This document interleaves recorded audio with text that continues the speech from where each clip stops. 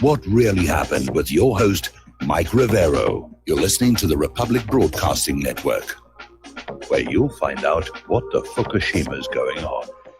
And aloha, America. Welcome to our show today. It's Friday, December 28th, 2018, almost to the end of the month, almost to the end of the year here. And thank goodness it's Friday. That's all I can say here. It's been a heck of a month, a heck of a year.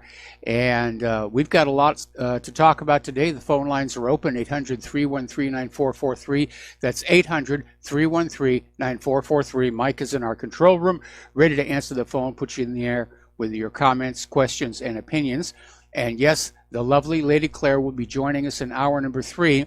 And hour number 3, we're going to really kind of put over to looking back on 2018, the good, the bad, the ugly, and our prognostications for 2019, and our New Year's resolutions. And obviously be a good time for you to call on in with your New Year's resolutions and what it is that you're hoping or dreading for 2019. And the reason for that is this is our last show of 2018. Republic Broadcasting is giving our much overworked staff off both Monday and Tuesday. So the next time we'll be live on air will be Wednesday, January 2nd, 2019. So this is the last show, last live show of the year of 2018. So kick back and enjoy it. And also, we've just now crossed the deadline for bids for Sears. And unless a bid has come on in to buy the chain, it will go directly into liquidation.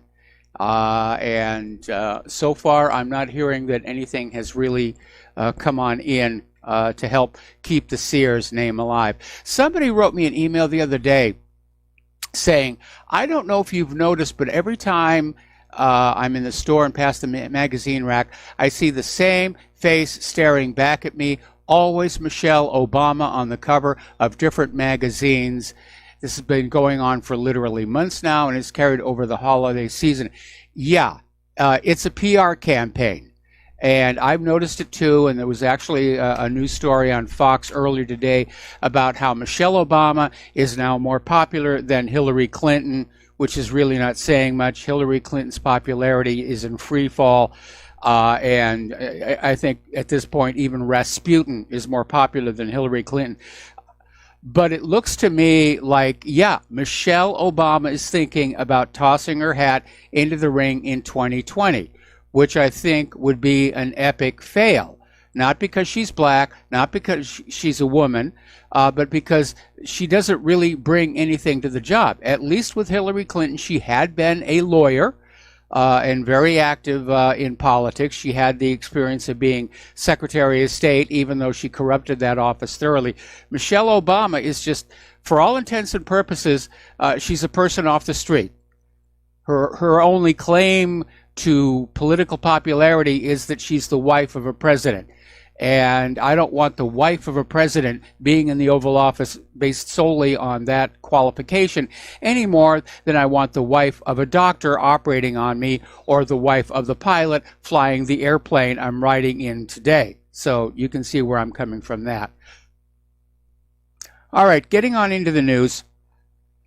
Over in Syria, the YPG, which is part of the Syrian Kurds, the YPG is the Kurdish People's Protection Units, have released an official statement inviting the government of Damascus to assert control over the areas from which YPG units had allegedly withdrawn, in particular Manbij. Now, what really makes this kind of tricky is the U.S. forces are still occupying Manbij. So now we have the Syrian government forces and the U.S. forces in very, very close proximity. And how they're going to respond to that, we don't know. I imagine that Assad is going to have a cool head about that. And Trump, because supposedly we're withdrawing from Syria, is going to have a cool head about it.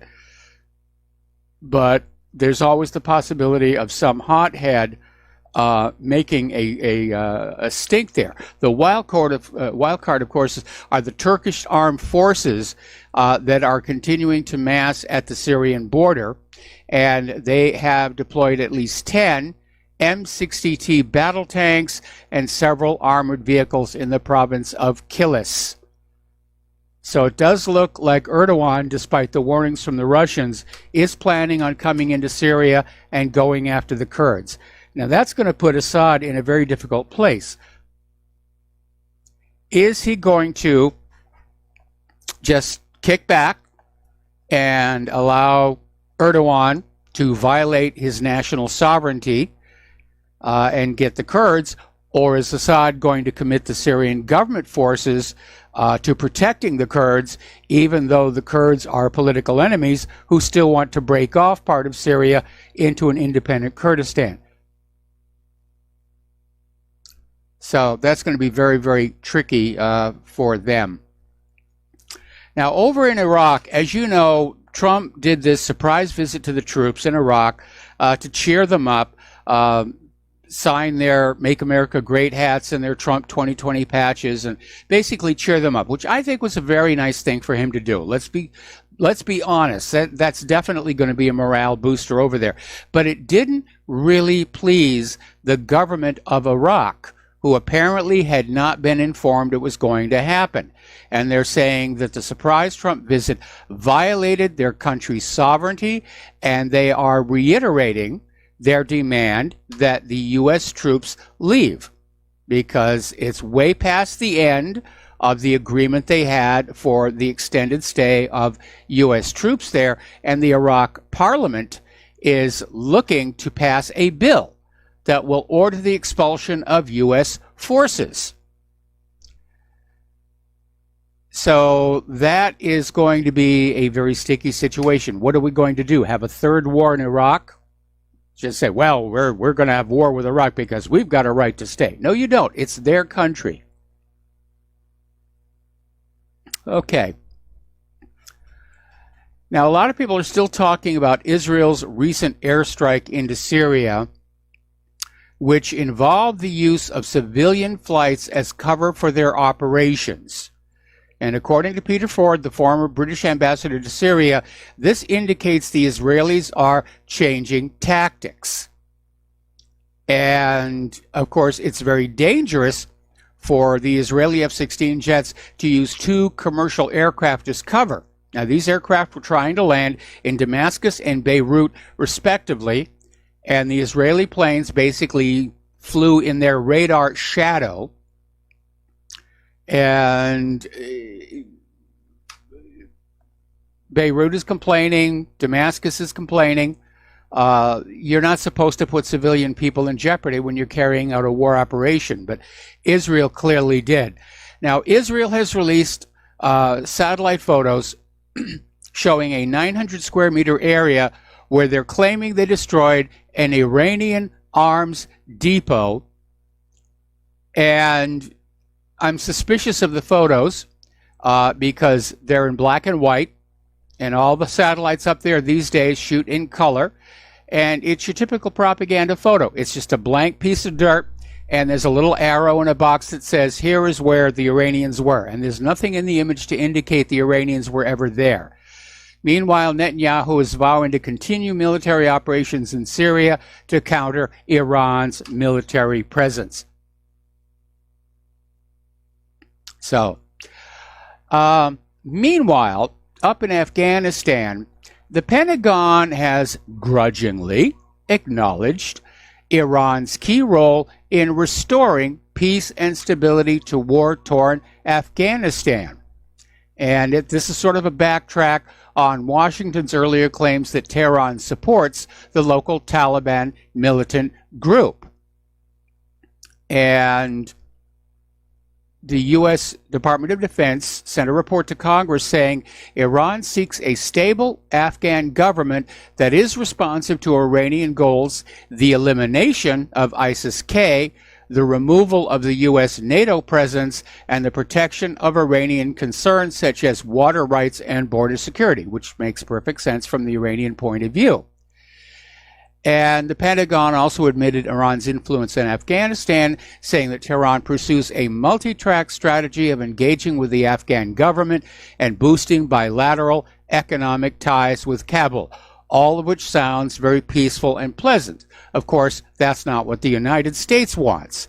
The United States wants to maintain a junta in Kabul, and they want to continue the access to that pipeline right-of-way at below fair market cost, not to mention access to all that opium. Now, if the Taliban gets back into any kind of control in Afghanistan, you can kiss the opium goodbye, because the Taliban is absolutely intolerant of opium farming. When they were in charge of Afghanistan, they basically eliminated the opium trade. If you were caught with an opium poppy, they'd take your hand off. Draconian, but it worked. As soon as the U.S. invaded, somehow opium poppy seeds got flooded into Afghanistan. The poppies were blooming, the bumper crops were underway, and very inexpensive opium flooded into Russia and here in the United States, fueling the American drug lords and the pharmaceutical industry, which is now overprescribing opiates like crazy because addicted patients are reliable patients and a permanent source of cash flow. George Galloway is out there basically saying that the Islamic State is starting to set up shop in Ukraine, and he sees this as a Christmas gift from the West. And the report in the British newspaper The Times said Chechen Islamists who had come up from Syria and Iraq have arrived at the war front in eastern Ukraine. And apparently the Islamist Chechens were under the command of the fascist right sector and were there to fight Russians because we like fighting Russians and we will never stop fighting Russians. So it looks like the trouble spot has shifted from Syria only to go up to Ukraine to push that war with Russia here. This leads us to another article. This is out of Russia Today, talking about how Britain and the United States have been looking at jihadist groups as useful for several years now. And it begs the question, is Great Britain and the United States really as against terrorists as they pretend to be? And the answer obviously is no. At the same time, we were getting propagandized by the corporate media about, oh, ISIS, they're beheading foam rubber dummies and they're doing all sorts of terrible things. They're dancing barefoot on shag carpeting and, refusing to brush their teeth. We then find out that the U.S. was covertly arming, training, and supplying ISIS as a proxy against Bashar al-Assad. And so all of these ISIS terrorists that we've been told to fear, they've all been trained up by the United States government. A lot of duplicitousness out there in the world. Over in Germany, they are dealing with a personnel shortfall, and apparently it is so bad that the German defense chief is now suggesting recruiting people from other EU nations to the ranks of the Bundeswehr. And that may prove tricky because those other EU nations have their own military that they're trying to recruit into. But Berlin is trying to put its troubled armed forces back on their feet, and the German Chief of Defense, Eberhard Zorn, has devised this unconventional way to deal with at least one of his problems, the personnel shortage. Well, heck, Eberhard, you've got a country full of refugees there. I'm sure they came to Germany because they love Germany and they would just jump at the chance to serve in the military and prove their patriotism to their new home. In a pig's eye. Okay, the Yellow Vest protests in France are planned to continue for tomorrow and will run into the new year. They're going to be holding them tomorrow and New Year's Eve and continue into 2019. And Letitia Diwala, who's a spokeswoman for the protest movement, says the Yellow Vests are still mobilized. They do not have a traditional leadership structure, which is going to make it very, very difficult, if not impossible, for France to really put the movement down. When you have a movement like the Yellow Vests or like Occupy Wall Street, if you have a leadership structure, they're the target. And the movement can be destroyed by destroying that target. If you are part of a leaderless resistance, it's all but impossible to stop it. Now, another representative of the Yellow Vest, Benjamin Cauchy, warned that if the concessions made so far by Macron did not add up, there'll be a large-scale mobilization in late January. And I did tell you, once we're into the new year, once we're out of all this holiday nonsense, this thing is going to crank up. On Thursday, Funk Media Group in Germany published an interview with the EU Budget Commissioner and former Prime Minister of Baden-Württemberg, Günther Oettinger. And he basically came on out saying that in giving in to the demands of the Yellow Vest protesters, Macron has lost authority. Now, that is an interesting statement, because what he is saying is that Macron's authority rests on defying the will of the French people. And yet France supposedly is a republic with a democratically elected government. And in a democracy, the government is supposed to serve the needs and desires of the people. Macron's authority rests on the approval of the people, of the French voters. So we're starting to see, again, that ugly conflict coming up between nationalists, populists, and the authoritarian globalists. Because that's what the New World Order is. It's going to be a dictatorship, an intense dictatorship. There'll be no democracy, there'll be no dissent, there'll be no rights. There will be the global government saying, you will do this. Down in Israel, everybody's sort of gearing up for the elections next year, and a former Israeli Armed Forces chief, Benny Gantz, has started a new political party, the Israel Resilience Party, and right now in the polls, he is very close to Netanyahu.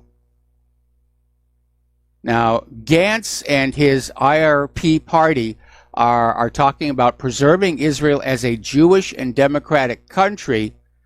And they're also pledging unspecified changes to priorities in national security and the economy, from which I would say he's probably as much a hardliner as Netanyahu himself. As we look back over the year of 2018, Israeli occupation forces and settlers have killed 295 Palestinians in the West Bank and Gaza this last year. 14 Israelis were killed by Palestinians during the same period, in addition to a baby who died days after his premature birth, following the shooting and critical injury of his mother. More than 29,000 Palestinians were injured during 2018, the highest number of injuries in a single year since the U.S. Office for the Coordination of Humanitarian Affairs began collecting data in 2005. Nearly 60 of those Palestinian kills and 7,000 of those injured were children. Yesterday we reported on how Saudi Arabia's King Solomon has had a major reshuffle of the upper levels of his government, of all of the top officials. And they're saying it's basically to make the cabinet more efficient and loyal to the king and the crown prince in the face of U.S. pressure. Others are saying this may be a signal that Saudi Arabia is more open to cooperation with the West, perhaps about the Khashoggi matter. We got to take a break for commercials, and we'll be right back. And aloha, America. Welcome back to our show. Turning to our local domestic politics here. Score another victory for Judicial Watch. They're doing fabulous fabulous work. They have just released 2 sets of heavily redacted State Department documents, 38 pages and 48 pages, showing that the Obama State Department provided classified Russiagate documents to multiple senators immediately ahead of the Trump inauguration.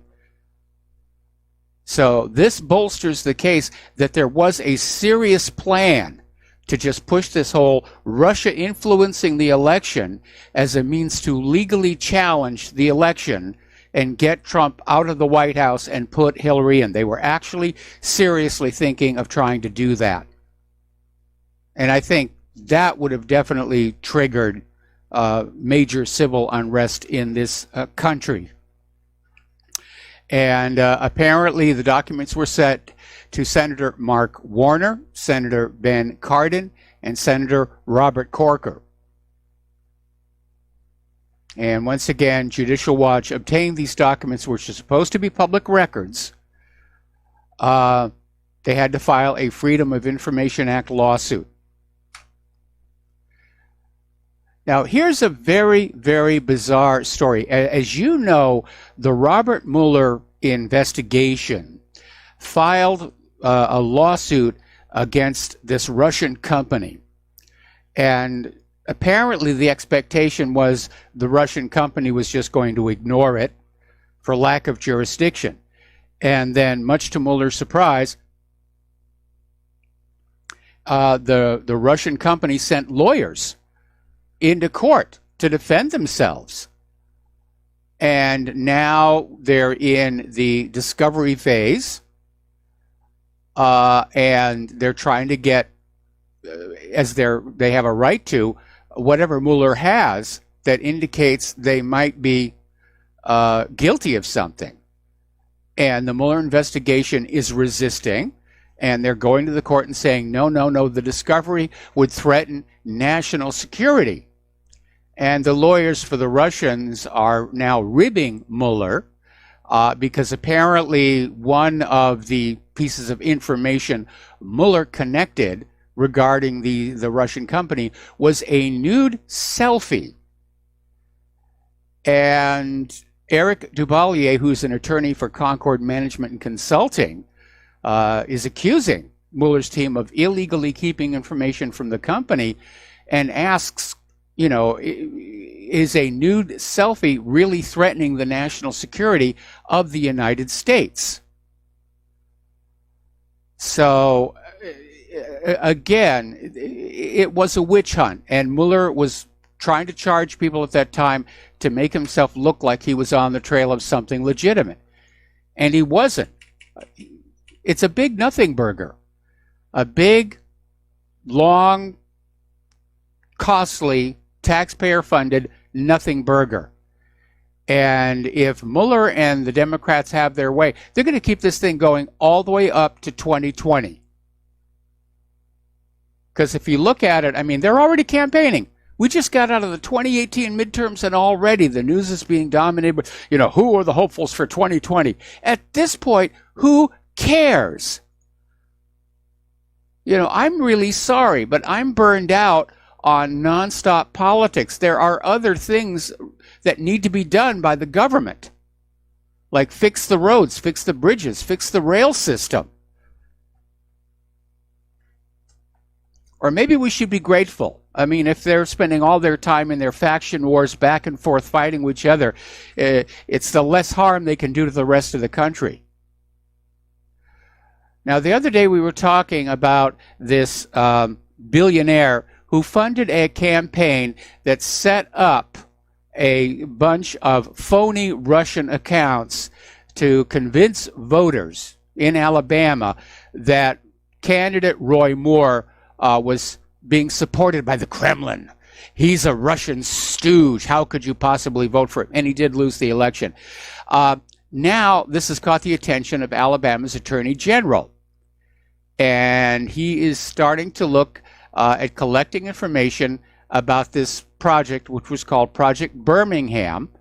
And he says it does look like it did affect Moore's tight race against Doug Jones, who was the Democrat who ultimately won. And so Steve Marshall, who's the Attorney General, is saying they're going to look into it. There may be a serious violation there. Yeah, of course it's a violation. It's a dirty trick.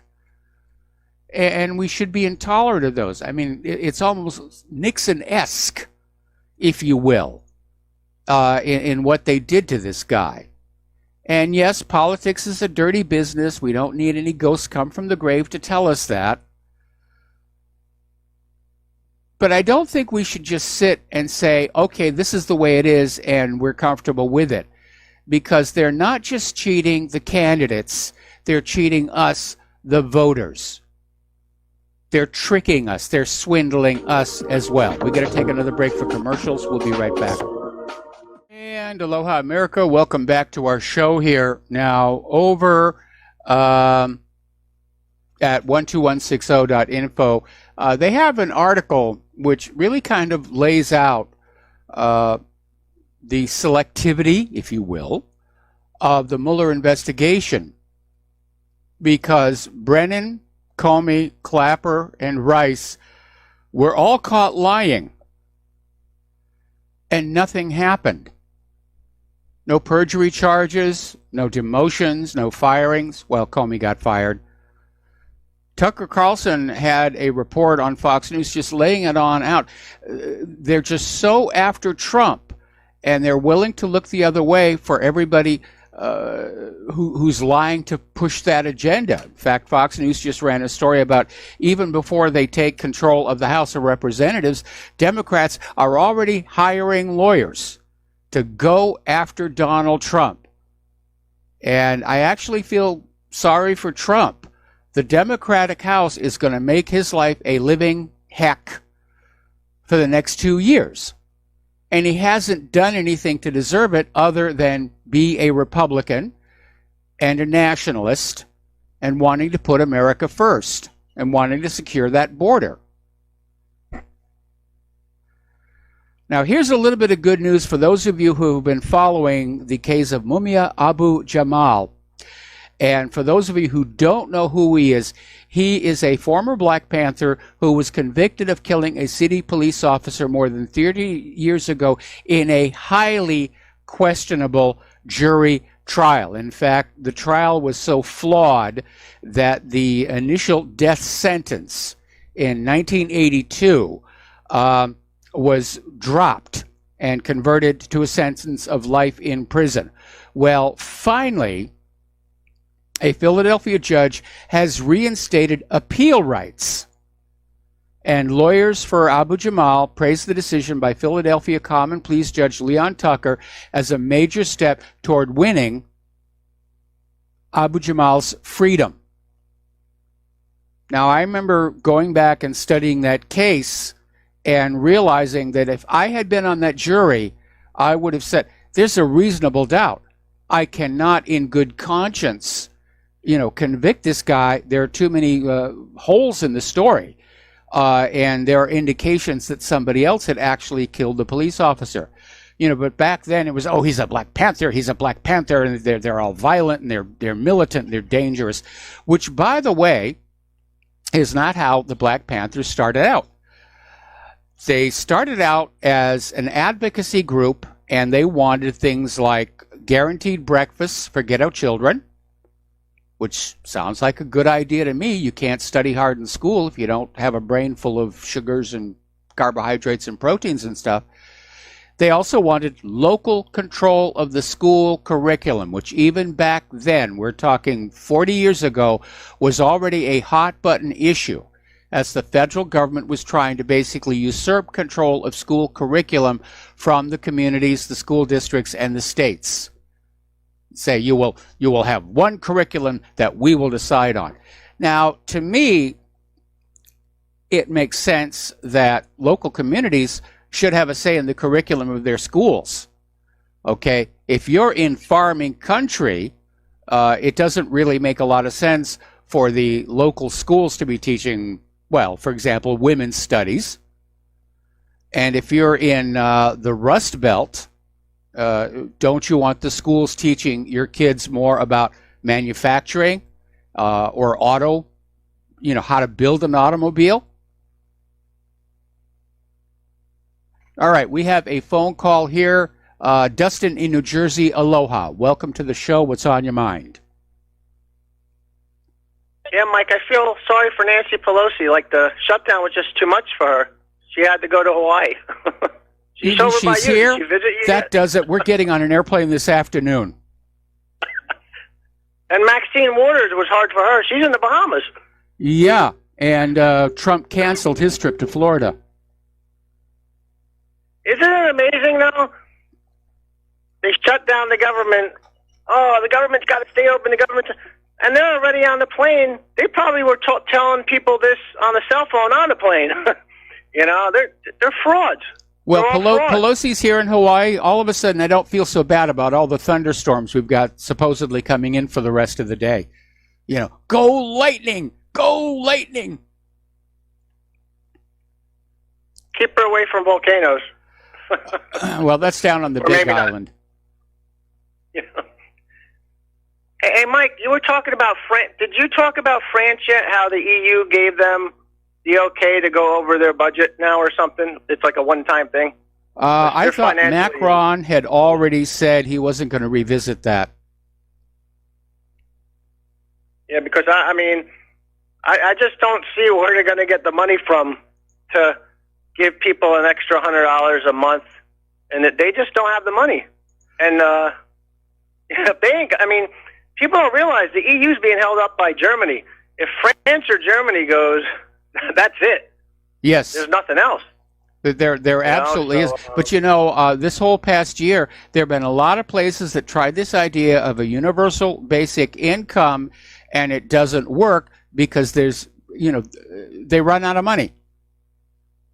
They can't create the money out of thin air. They run out of money, and it does not work. You need to create a climate where people can trade their labors and their skills for decent wages and salaries, and they'll pump it into the bottom of the economy and get it going again. And why all of these governments involved in this New World Order, globalism, or even just in Washington, D.C. and Wall Street, they seem to have forgotten that. And they're looking for a magic bullet of some kind that is going to undo all the financial damage done by corruption and incompetence over the last 30 years. It's just not out there.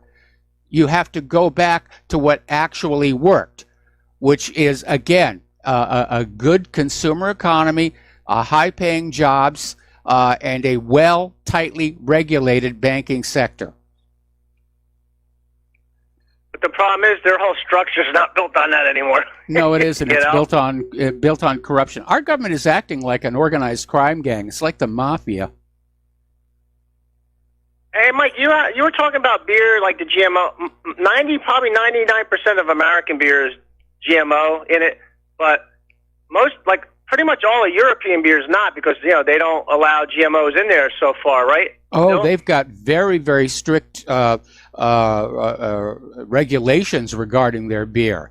And when I worked in Germany, I had some German beer, and it spoiled me forever for American beer, which is just full of all kinds of chemicals and stuff. The origin of the Oktoberfest is because German beers are not allowed to have preservatives in them.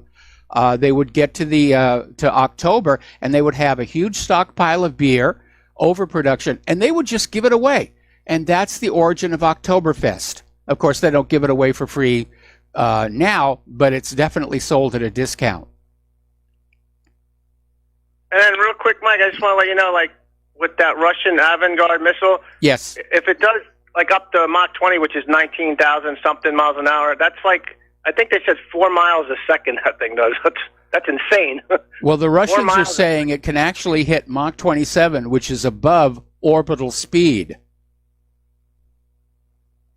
Now, Mike, real quick again, like that Avangard, that doesn't go up into the atmosphere, right? It skims in between the atmosphere, right? And that layer in between, I believe, right? Well, to an extent, it's launched up on an ICBM, and basically the Avangard replaces what would be the conventional MIRVing reentry warhead system. But the ballistic missile launches it up to the edge of the atmosphere, and yeah, it skims along the atmosphere for a bit, and then it does a terminal dive straight down. And during that dive, it can maneuver. And it's able to detect radar signals that are aimed at it and skedaddle out of the way. This thing is going to be impossible to hit with the U.S. current ballistic missile defense, which was sort of assuming everybody would cooperate and send all the warheads our way on predictable ballistic inbound tracks. So the way it looked is there's 3 avant-gardes inside that shell, and is that each one has a certain amount of warheads for each glide vehicle? I would imagine that each avant-garde, now I don't know for a fact because I haven't looked at it enough, but I imagine each avant-garde is a single warhead, but it's probably a significantly powerful one. I was not aware that the ballistic missile carried 3 avant-gardes up into space, but it would make sense that they would want to do that. Yeah, because I just thought it looked like 3 came out of that shell from the video, and I thought there was multiple warheads to be delivered by each glide vehicle to its target. The glide vehicles are technically the warhead. They're just intelligent. Instead of that cone-shaped reentry vehicle, they have the avant-garde, which is powered for at least part of its flight, and is able to maneuver on its way down into terminal phase.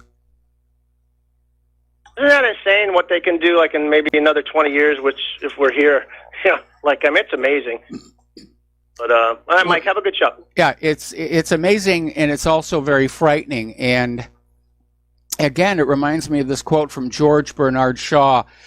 He wrote a play called Man and Superman, and the third act, Don Juan in Hell, is often performed as a standalone piece. And as the name says, it's Don Juan, he's gone to hell, and he's talking with the devil about the state of mankind. And the devil has this one quote in there that says, "There's nothing in man's industry but his greed and his sloth. His heart is in his weapons." And it certainly is true. If you look at the quality of work on consumer products or factories, or the quality of service for the internet or anything, it's slapdash. But you go and you look at those weapons, and it's always the very finest they're able to do. Doesn't always work, as was the case with the F-35, but that's where everybody's heart is with. It's part of our makeup. It's part of our instincts. We all get a thrill when we're holding a gun or a sword or a spear or a bow and arrow. It just touches something inside. And I do think we need to acknowledge that and just say, I'm going to keep this under control. Okay, I like having these things. I am not going to use them. All right, let's take another phone call. Oh, the phone lines are loading up. Al in West Virginia, aloha. Welcome to the show. What's on your mind? Hey, Michael, you mentioned about Hillary being an attorney. I wanted to mention that just to give you a heads up here on, I don't know if this is 100% correct or not, but from my research, Hillary was actually, and so was Michelle Obama, both of them was patent attorneys, which means the type of patent attorneys that the government takes patents, if it's too dangerous to put out in the open market and have an open patent, they keep them for themselves in the government. And that's how one time she was supposedly, from what I remember, this was years ago, from what I remember, she was reprimanded for trying to steal some patents from the government patent office. And I think that's how maybe some of that stuff actually got to China. Now, I don't know about Michelle Obama. I know that a patent attorney is a subset of being an attorney, and I know that what Hillary Clinton was doing at the Rose Law Firm had nothing to do with patents. But there was some malfeasance at some point, and she was facing disbarment, and I believe she and Bill both voluntarily surrendered their law license rather than go through that process, and that's all I remember about that. But there's absolutely no question that Bill Clinton during his campaign for a second term in office, did authorize the transfer of highly sensitive technology, the sale of this technology to China over the objections of the Defense Department and the intelligence agencies, and Chinese money was funneled into his re-election campaign. But this was already finished technology ready to go, and there's something you need to understand about patents. In the early days, an inventor had to provide a physical model to the patent office that proved the invention he was describing would actually work. This being back in the days of mechanical devices. Then there was this tragic fire that destroyed the archive of the models, and I believe they actually still have the melted remains as an art piece in the lobby of the current patent office. And then they basically changed the laws to where you can patent any idea without proving that you're able to make it work. And that's where the patent trolls have come from, where they'll just think up all these ideas and they'll file for a patent, and then they'll wait for somebody to come up with something similar, and they'll pounce and sue and make a lot of money. And like so much else in our government, the patent office needs to be basically overhauled back to its original purpose, which was to protect actual inventors and actual inventions financially for a limited amount of time, after which the patented invention would pass over into the public domain for the benefit of the general population. From what I understand, that whenever you go into the presidential area of government, that you have to surrender your attorney license. I've never heard that before. No ifs, ands, or buts. I've never heard that before. Oh, well, okay, maybe looked it up, but yeah. But I'm pretty sure that's the way it is. I studied law for 28 years, but I'm pretty sure that's where it is. I don't remember exactly where it was at. I read it, but I do remember reading it. But anyhow, I just wanted to bring that up about the she was mostly a patent attorney, and supposedly Michelle was too. So that was kind of a connection there between the both of them, the both families there. So I'll let you go. Thank you very much. Thanks an awful lot here. We're going to let you go, and I know we've got other callers coming up on the line, but we're just about at a commercial break. But I do have enough time to share this story with you.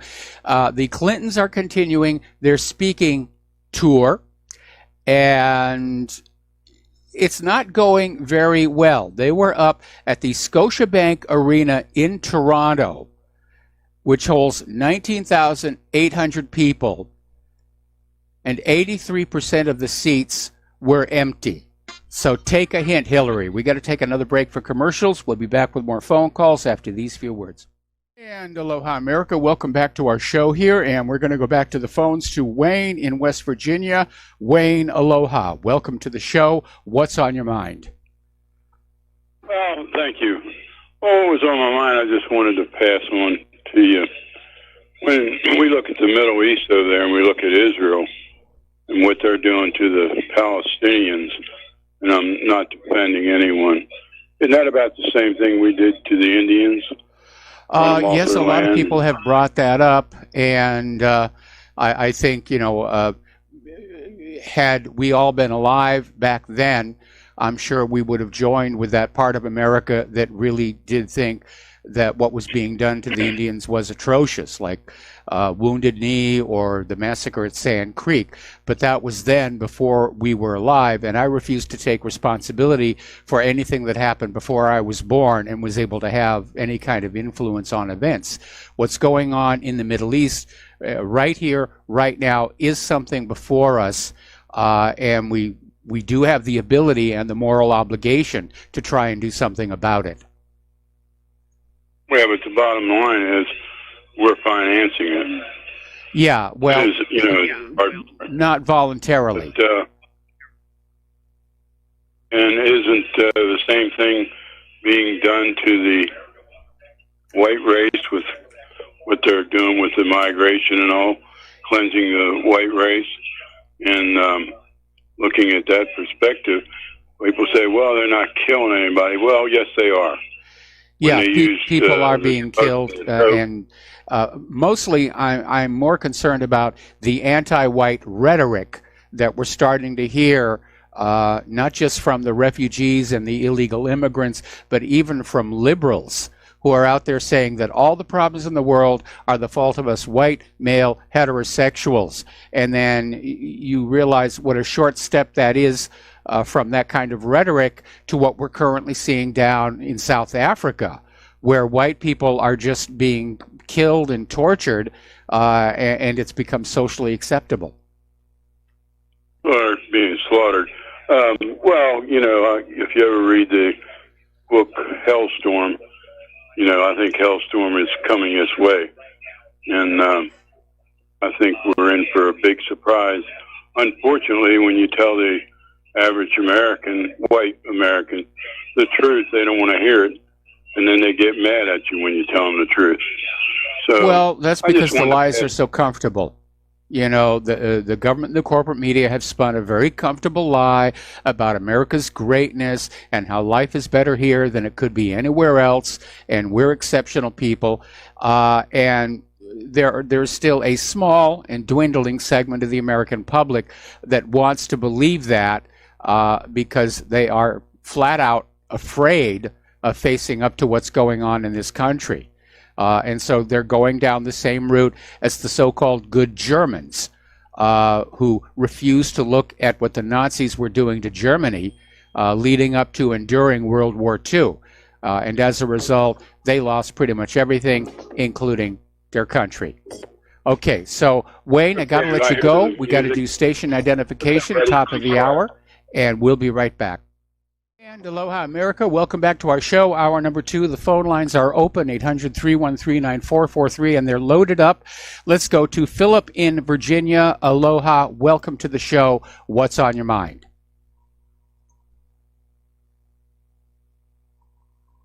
Hello. We lost Philip. All right, let's switch over to Jim in New York. Aloha, Jim. Welcome to the show. What's on your mind? Yes, sir. You're on the air. Oh, I'm sorry, sir. I heard you a number of times talking about you went to Deutschland for the Christkindl market. Yes. And you enjoyed in the spirit of Christmas. Yes. Was that a beautiful experience for you? It was. It really was. And just out of curiosity, which cities did you go to? I was working in Munich. Houston? Yeah, and I got to enjoy Christmas at the Marienplatz. Oh, yeah. You should have done is gone down to Austria, where they really celebrate this. And I had the opportunity to do a Christmas market tour. And I have to be honest with you, sir, if you have the opportunity, take your wife over there. It's a beautiful thing. Just, do a Christmas tour. It's gorgeous. I can imagine. And, you start up north Rothenburg and wind up down in Salzburg. It's gorgeous. And, it's just funny when I hear you on the radio, I guess it was minimal with your experience there, but you felt something. Felt something wonderful. It was something that was in your soul. And I have to say, I don't think you're an atheist. I think you're an agnostic.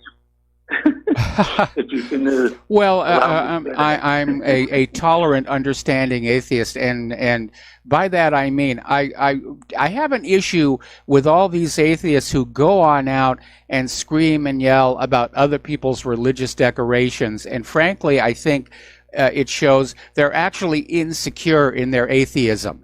And so they have to project it onto other people in order to reassure themselves that what they have concluded is correct. And me, I really don't care. And it's one of the reasons why Claire and I get along so good, and I help her out with her choir. And, we had to do the Christmas thing at her church over the last weekend. I'm not going to force my lack of religion down anybody's throat. At the same time, I don't want them trying to force their religion down my throat. and live and let live, and we'll all get along just fine. But unfortunately, when I was in Germany, this was back in 1986, and it may have changed by now, I got to do the Christmas market virtually every single day, because the path from where my hotel was to the studio where I was working went right through the middle of the Marienplatz. And so every day after work, having nothing better to do, I would just stop and go through the market.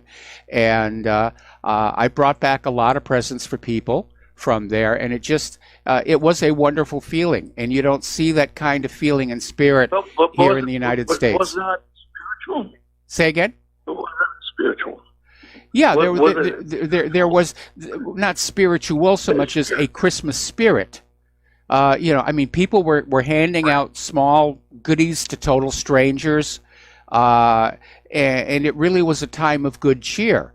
It felt very much like the Christmas that you thought it should be, reading the books of Charles Dickens, or seeing The Prince by Currier and Ives, or the paintings of Norman Rockwell. They captured that, and maybe that's because... What's wrong with that? There's nothing wrong with that. I absolutely loved it. I miss it. Yeah, I have to be honest with you. Claire would you'd probably wind up halfway through the tour holding hands together saying, "This is beautiful." We hold hands an awful lot. We'd be holding hands right from the beginning. We hold hands at the Safeway. We hold hands at the City Mill. We hold hands. Yeah, we hold hands a lot. It used to be because of love. Today, it's more a case of keeping each other from stumbling and falling down. Oh, Jesus. No, but like I said, sir, I heard you making reference to it a number of times. I was like, he did experience that, It was a good time. Other side it was very, very magic. I had some wonderful experiences there. Again, involving people I did not know, total strangers. I still have some of the gifts that were given to me back then. Hand-painted glassware, a beer stein. I've got my traditional German beer stein. Anyway, listen, Jim, we're going to let you go because I got to do a shout-out now. Real quick. I'm really quick about a beer stein. You know why you have a beer stein? You know why I have the lid on it? To keep the flies out. I thought it was to keep the thatch from falling in. The beer stein with the cover dates back to when you had thatched roofs, and there was always, straw drifting down. No. It's just you don't want to be downing a fly or a bee in your beer. Well, definitely not a bee, but as far as the fly is concerned, who cares? They're not going to drink all that much. All right, sir. All right, thanks an awful lot. What? Christmas tour. Take her on a Christmas tour. She'll love it. Well, this year's the year we're really going to try and get the money to get back to the mainland before we have a nuclear bomb go off over Pearl Harbor. And so we don't take vacations. We just don't have the means to do that. So anyway, thank you for the phone call. It sounds like she's a hopeless romantic, and so are you, sir. Well, lucky for me that she is. Anyway, Jim, gotta let you go. We got to do a shout out to our on-air affiliates who are just now rejoining the show, and we're going to switch over to Dave in Delaware. Aloha, Dave. Welcome to the show. What's on your mind? Hey, Mike, how you doing? I'm doing fine. How are you? I'm great. I heard a last caller. He was talking about how where all this anti-white propaganda comes from, and I just didn't know if you knew who was behind the open borders and the Calgary Plan and all that stuff. I wanted to talk to you about how you will never mention the Jew. When you talk about all these Well, crazy we talk about George Soros. We talk about George Soros. Yeah, but George. I'm not saying George. You mentioned George Soros. I Yes. didn't say that. I'm talking about HIAS, the Hebrew Israeli Aid Service. Right? Aid, the Israeli aides, they're the ones that are bringing all these migrants into these countries overseas. They're bringing them into Europe, and they're trying to bring them into our country now. So I don't understand how you will never really speak about that, And then, supposedly Trump, he's going to pull our troops out of Syria. I don't know. Did he really even do that? I don't know. Why were we in Syria to begin with? There's a bunch of different little topics that I'd like to speak to you about, Mike, but you always seem like you want to shut down conversations. Last time I called in, you kind of cut me off. So, well, we were in Syria over an argument between Israel and Syria regarding an oil pipeline that Israel wanted to build so that they could send oil and gas from the Golan, which Syria still considers to be their territory, up to Europe. Well, that point is now moot because Israel's building the pipeline along the bottom of the Mediterranean. I think the U.S. government wanted to go into Syria and oust Bashar al-Assad and put in a puppet ruler as one more stepping stone on the way to Iran. You need to remember that wars are never started for just one reason. Same thing with assassinations. Usually you get a group of people who may have very different agendas, but all their agendas are solved by the same historic act, and that's when it happens. But what about all the anti-white? What about all the anti-white propaganda that they're calling white men devils, and we're the evil scum of society? Don Lemon even said it. Who do you think that's coming off from? Like, where's that from? It's coming from the globalists, and at the top of the peak of that whole information chain is George Soros and all the groups that he's funding. Who are the globalists? Well, the globalists are people like Angela Merkel and Tony Blair and everybody who has bought into this idea that there should be just one government. Hang on a second. There should be one government for the entire planet, and they all dream of polishing that golden throne of planet Earth with their own derriere somewhere down the road. And no doubt they have been richly... What about Barbara Lerner Specter? What about Barbara Lerner Specter? She's another one. She said that Jews are going to be behind the whole, Europe's not going to be the monolithic societies they once were. Okay, I mean, what's the point you're trying to make here? Because all I keep hearing you say is Jew, Jew, Jew, Jew, and you're painting with too broad a brush for this program. This program is about talking about individuals. I'm not trying to whitewash anything, Mike. I just feel like you always... I didn't say whitewash. I said you're painting with too broad a brush. Okay? If you want to talk about individuals who are part of the globalist anti-white movement, you are free to be on this show. But if you're going to come into the show and say the Jew this and the Jew that, yeah, I'm going to cut you off again. That's not the way that we operate. Any more than we allow people to say the blacks this or the Hispanics this. I didn't want you to cut me off in the first place, like you cut off the guy Tom from Florida the one time, and you used to also cut off what's his name from Barbados, John. I never cut him off. He died. Right now, Mike, listen to me. I didn't say you did. All you have now is the guy Dustin from New Jersey. He's from Ukraine. He's Jewish, and then you have the other guy from North Carolina. Okay, what is your problem with Dustin being Jewish? Okay, my first wife was Jewish. Rivero is a Sephardic name. Is he Jewish? Okay, Dave, he's Ukrainian Jew. Dave, Dave, Mike. Listen to me. Mike. Listen to me or I'm dropping you. Okay, can you name an individual globalist or not? Can I name an individual globalist or not? Yes. Yeah, Sharon Adelson. He's funded Trump's campaign. He's a billionaire. He's a Zionist Absolutely. Jew.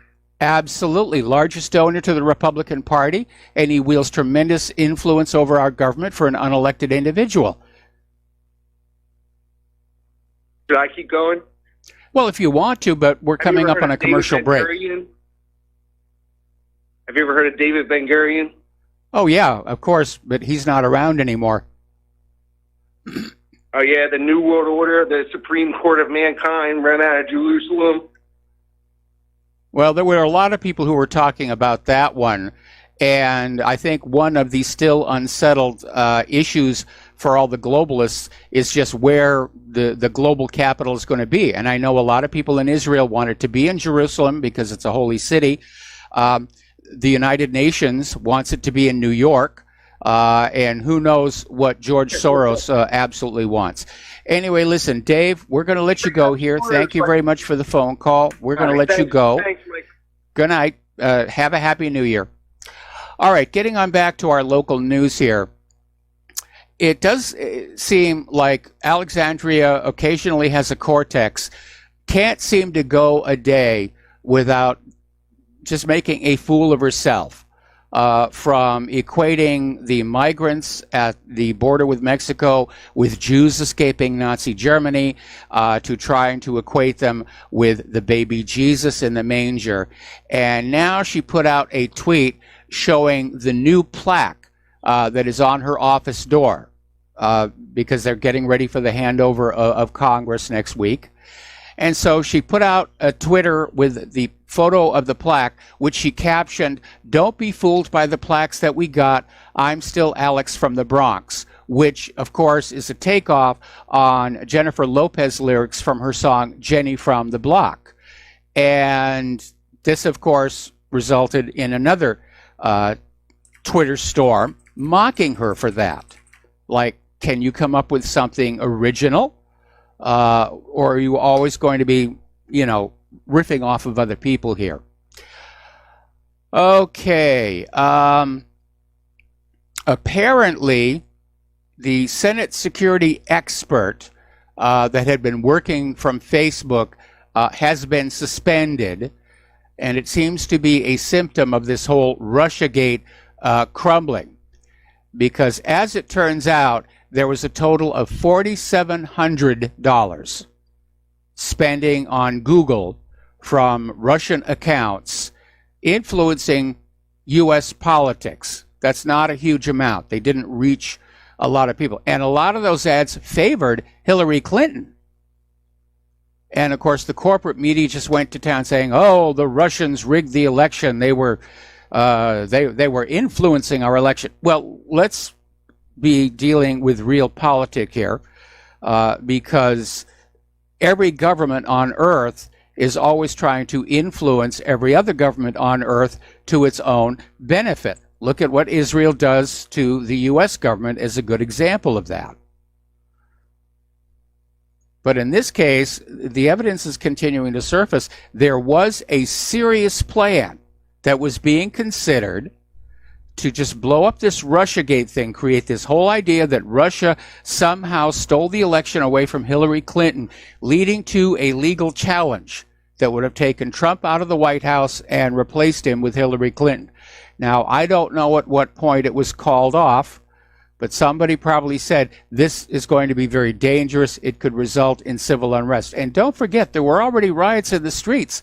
The liberals were going nuts. They were trashing cities and cars and property all over the country, even in districts that had voted for Hillary Clinton. All right, let's take another phone call. Mark in North Carolina. Aloha. Welcome to the show. What's on your mind?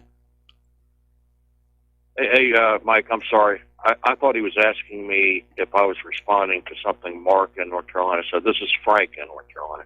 But real briefly, I told him I just wanted to respond to something the last caller said. The thing is, from my point of view, I'm just reporting that your next door Jew, they don't have to be actively involved in any of this, because the agenda goes on whether they're actively involved or not. They just have to be quiet and go along with it and not say anything about it. Mark, okay. Continues. There's a rule. Frank. There's a rule on this show, and I've said it many times before. We will talk about individuals who are doing bad or good things. I do not allow people to come on the show and paint with a broad brush and talk about the Jews or the blacks or the Hispanics as a whole group. Because within all of those groups, you're going to find people who are actually very, very nice. One of my very best friends in Hollywood was Jewish, Renee Valente, and she was a sweetheart. And she was not part of some evil cabal that was against white people. And so that's the rule here. If you have a complaint against an individual like George Soros or Sheldon Adelson, we'll talk. But don't come on in with this nonsense about how, all the Jews are involved. And I understand that Jewish people, hang on, they do tend to be very isolationist. They do look down on all other people, and that's built into their religion, even against other sects of Jews. And I learned this during my first marriage because my bride was Ashkenazi, and her family basically expressed a lot of hostility towards the Sephardics, of which my ancestry comes from that, and the Orthodox. But there tends to be a trace of xenophobia in all of us. And in some societies, it is looked down on and discouraged. Unfortunately, in other societies, it is fanned up and encouraged. I never had any until I woke up about 9/11. But let me ask you, your friend in Hollywood, the lady, did she see you as a white man? It never came up in conversation. We were making a TV movie. She would be friendly. She wouldn't be friendly towards me as a white man. Well, I back then I thought of myself as white. I still think of myself as white. Anyway, Frank, we got to let you go. We got to take a commercial break. We'll be right back. Aloha America, welcome back to this show here, and we're going to take another phone call from Al in Canada. Aloha, Al. Welcome to the show. What's on your mind? Hey, Mike. I hope you're doing well. I'm doing fine, considering it's a Friday, and I got a 4-day weekend coming up. Perfect. So, I just got getting home from work, and I kind of chimed in at the end of what Dave was talking about with you. Hate doesn't do anybody any good. Nope. I sent you a link to a YouTube video. It's a conversation with Jordan Peterson. He's a university professor up here in Canada. I was just looking at it. Yeah. So I've watched that. And basically, he says, in that bell curve of IQ, basically Jews are kind of at the higher end of the center. That's basically why they're so are the Chinese. That's the ugly reality. I mean, I know it's not politically correct to say that different groups of people have different IQ, but it is a reality. And I remember many, many years ago when I was still a member of Mensa, this got talked about a lot. That we were living in a society that was working to try and make us ashamed of the fact that we did have a few more marbles than the people walking around us. And today it's politically incorrect to point out where one person might be smarter or more intelligent than the other. In fact, we're even seeing it in the schools where they're not even doing grades anymore because they want everybody to feel good and nobody to feel discriminated against. And they're taking out the incentive for achievement in our educational system. But it is just like the reality that there are people who are simply more physically attractive, and they're literally trying to demonize that as well.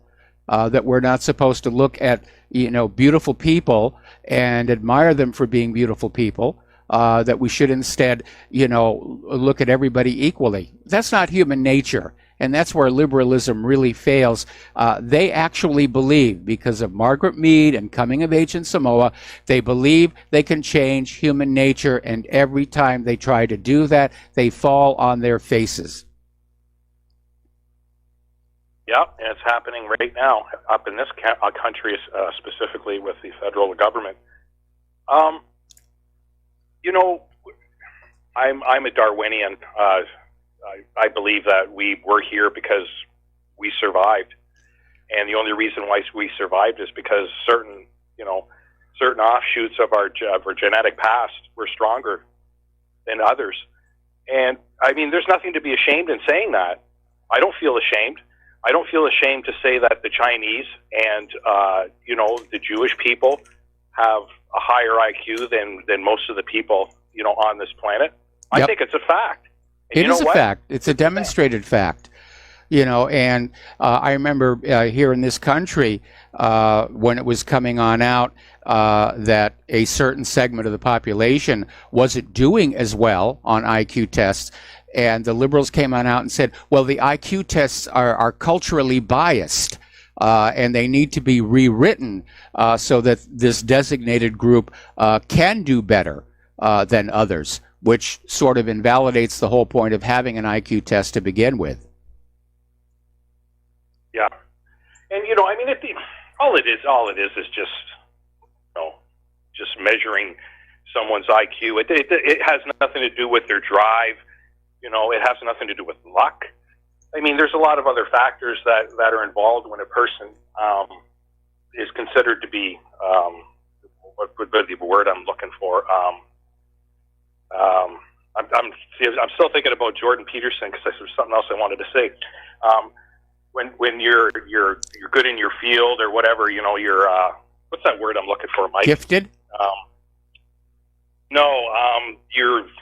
You kind of stand out, amongst all the other people. You're exceptional. Like these talk show people, like you're for the internet talk show stuff. You're up there. You're right up there. You strive to do well, and you do well. You won't allow people to come on and just slander. I want to share a little. I want to share a little story with you because we're almost out of time. We're into this next commercial break here.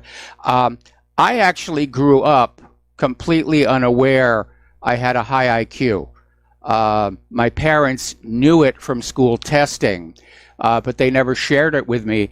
And I was literally in junior college when my counselor gave me an IQ test and said, oh, wow. And I joined Mensa for a while, but the reason I left Mensa was I kept running into people who thought they were owed something simply because they had a high IQ, but they really weren't doing anything with it. And that was a huge turnoff. And that's why I quit hanging out at Mensa. Anyway, listen, thank you for the phone call, Al. We got to take another break for commercials, and we will be right back. And aloha, America. Welcome back to our show here, and we're going to take a break from all these people trying to prove that our show is anti-Semitic. And still, actually. And Alan West came out with this article. It's a former congressman. He's a very popular conservative, and he basically came out with his top 10 reasons to vote Democrat. And I think it's a good list here. Number 10 is I'll vote Democrat because I can't wait for college football season to be delayed or canceled because the student athletes are union employees. Number 9 is I'll vote Democrat because I believe oil companies' profits of 4% on a gallon of gas are obscene, but the government taxing that same gallon of gas at 15% isn't. Number 8, I'll vote Democrat because I believe the government will do a better job of spending the money I earn than I would. Number 7, I'll vote Democrat because freedom of speech is fine as long as nobody is offended by it. Number 6, I'll vote Democrat because I'm way too irresponsible to own a gun, and I know that my local police are all I need to protect me from murderers and thieves. I'm also thankful that we have a 911 service that could get police to your home in order to identify your body after a home invasion. Number 5, I'll vote Democrat because I'm not concerned about millions of babies being aborted so long as we keep all death row inmates alive and comfy.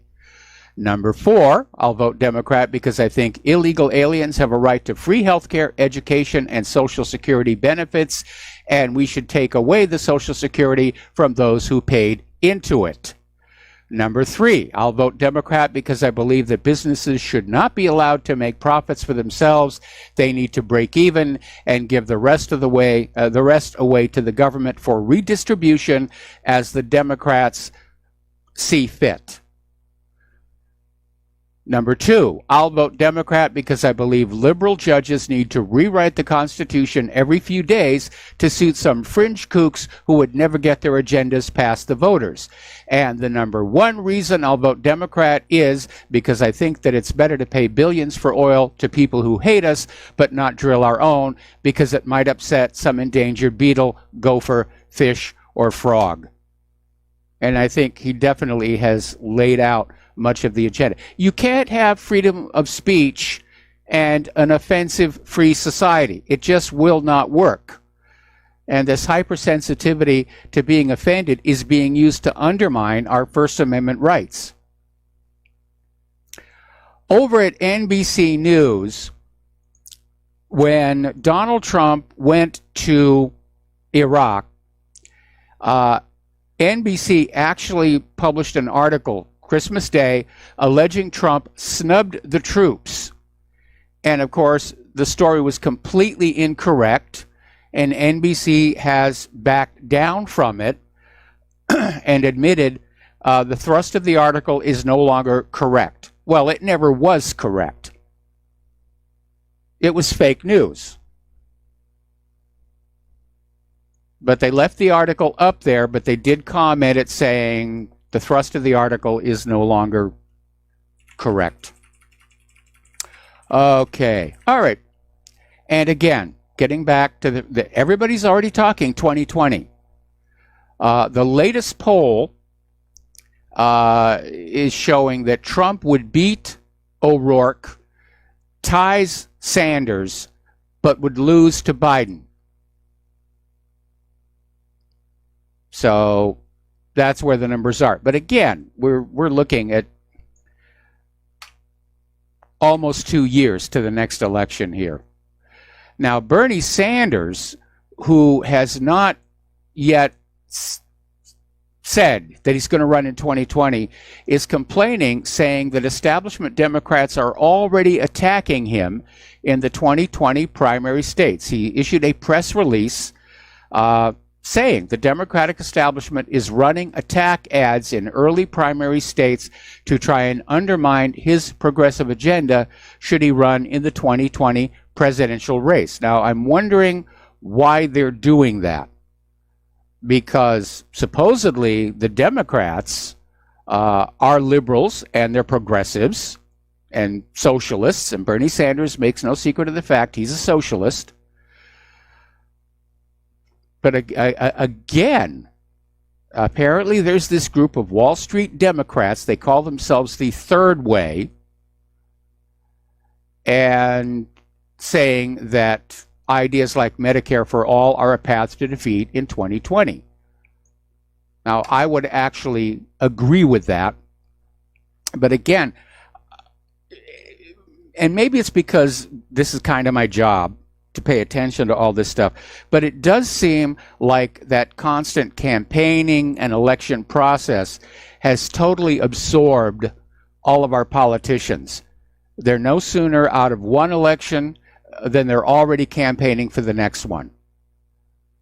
And I admire those countries that actually have laws saying that campaigns can only run for so many months before the election, because the rest of the time we want these politicians, in theory, trying to make this a better country. And I think one of the reasons there was such hostility toward Trump's Make America Great Again campaign was it forced politicians to acknowledge that we're not a great country. Not anymore. And that in turn, of course, reminds me of that wonderful HBO series, The Newsroom. And I do wish they would bring it back. And in the premiere episode, the anchor, Will McAvoy, is at a college with the question and answer sessions. And the question by one of the students is, what makes America the greatest nation on earth? And the two people sitting with him say, oh, because we've got freedom, and it's this and it's that. And Will McAvoy jokes about, football teams and things like that. And when he's really pressed on the point, he says, no, my answer is we're not the greatest nation on earth anymore. And he launches into this, this explanation of all the things that are going wrong with this country. And you can find this on YouTube. It's called The Most Honest 3 Minutes in Television or something along that. But it was, for me, it was the high point of the entire series. Now, earlier we were talking about Mumia al-Jamal regaining his rights to appeal his conviction, and the very real possibility that he could be released from jail because the original case against him was weak. Along the same lines, lawyers for convicted Boston Marathon bomber Dzhokhar Tsarnaev are out there saying they want the death sentence tossed.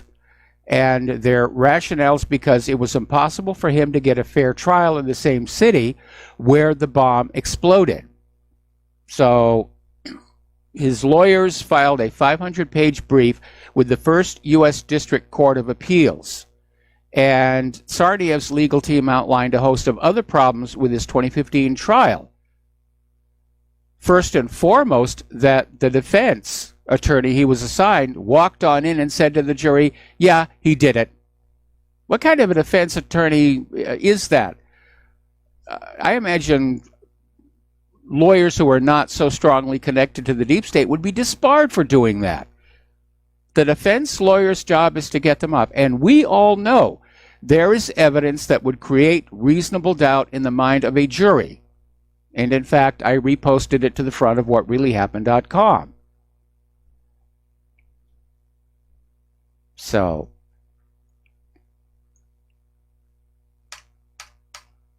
I'd like to see Tsarnaev get a new trial. And I'd like to be able to get in touch with their lawyers with the evidence that we have. Show that to a jury. There's your reasonable doubt. All right, so let's talk about the economic news here coming up on the top of the hour and the lovely Lady Claire. We've been talking about the growing national debt and how out of control it is. Literally back in the 1990s, there was a state resolution that was going from state to state. It was called the Ultimatum Resolution, which said that when the national debt went over $6 trillion, the federal government would be dissolved. Unfortunately, not enough states voted for it to bring it into effect. But even back then, people were saying it was really crazy. And then, of course, you have the other side saying, oh, the debt doesn't matter as long as we've got liquidity. Well, the debt matters because the debt must be serviced. There is interest on that. And right now, we are coming up on the point where paying the interest on the national debt, and we're talking about the interest, not the principal, just the interest payments on the national debt will soon exceed national defense spending. And you know how much that is. So that is how bad the debt is. Now, the interesting thing is, if we had the original economic system of this country with no Federal Reserve, no private central bank, and we've been paying the principal without interest, just since Vietnam, the American people would have totally paid off the national debt. That debt is what enslaves us. That debt is what the privately owned Federal Reserve uses to control us. That's your slave chains right there here. U.S. debt has soared nearly $1.4 trillion from last Christmas. It's rising $44,000 per second.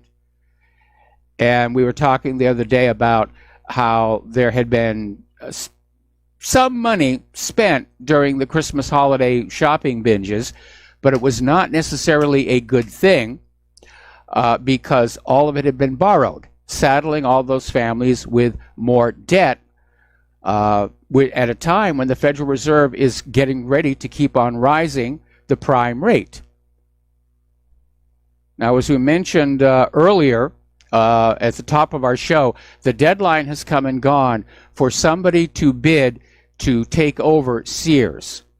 And if no bid has come on in, and I haven't seen it reported yet one way or the other, then Sears will begin liquidation immediately. Meanwhile, over at the Gap, they're having to close their flagship store on Fifth Avenue in New York. Now, this being the end of the holiday shopping season, all of these retailers should have a certain amount of cash to work with, but apparently not over at the Gap here. Story coming out of Russia today. Remember the big fury over Bitcoin? Oh, that was going to be the future of money. And I do think cryptocurrencies can work. But the way Bitcoin was being handled always smelled funny to me. And experts are now saying Bitcoin turned out to be this year's worst investment. It has lost more than 80% of its value since last year's all-time high of $20,000. It's currently trading below $3,700. And they're predicting it's going to drop below $3,000 in the very near future. Now, getting on back to all those sanctions between Russia and the European Union, and, well, apparently they're not working all that well because Russia-EU trade turnover has surged by almost 22%. It's been steadily growing since the beginning of 2017. So good for them that they're keeping the commerce going, because that is the path to peace. You make things, you grow things, you sell them, you trade back and forth. That's how you have a peaceful world. Apparently, China's startup bubble is into trouble, and the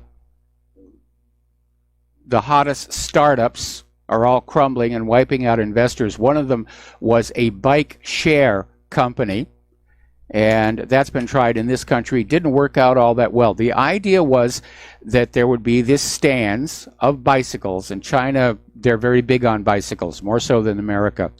But there would be these bike stands with all these bicycles, and you would come up to one of them, plunk your plastic in the lock, and then you would take the bicycle and you would ride it to where you were going, where you would find another bike stand into which you would insert the bicycle and leave it. And it sounds like a good idea, but I think a lot of people are concerned about the hygiene of such a system. And the Chinese are really big on hygiene and avoiding infection, and that may have been why they didn't do very well. Meanwhile, Donald Trump is considering an executive order to ban purchases of Huawei and ZTE equipment over the concern that they're a threat to national security, that they might contain spyware. This is happening less than 2 weeks before a U.S. delegation is heading to Beijing to talk about trade and sort out this whole Huawei mess. Now, I know one of the big issues for the U.S. government is that the Huawei cell phones use a form of encryption the NSA is not able to easily break. And the NSA definitely wants to be able to listen to everybody on planet Earth. All right, we're going to take a phone call. Charles in Toledo. Aloha, Charles. Welcome to the show. What's on your mind? Yeah, I wanted to talk about white genocide, Mike. I'm sorry, would you repeat that? I said I wanted to talk about white genocide and the neo-nationalist supremacist conspiracy theory. Okay, but make it fast. We're coming up on a commercial break.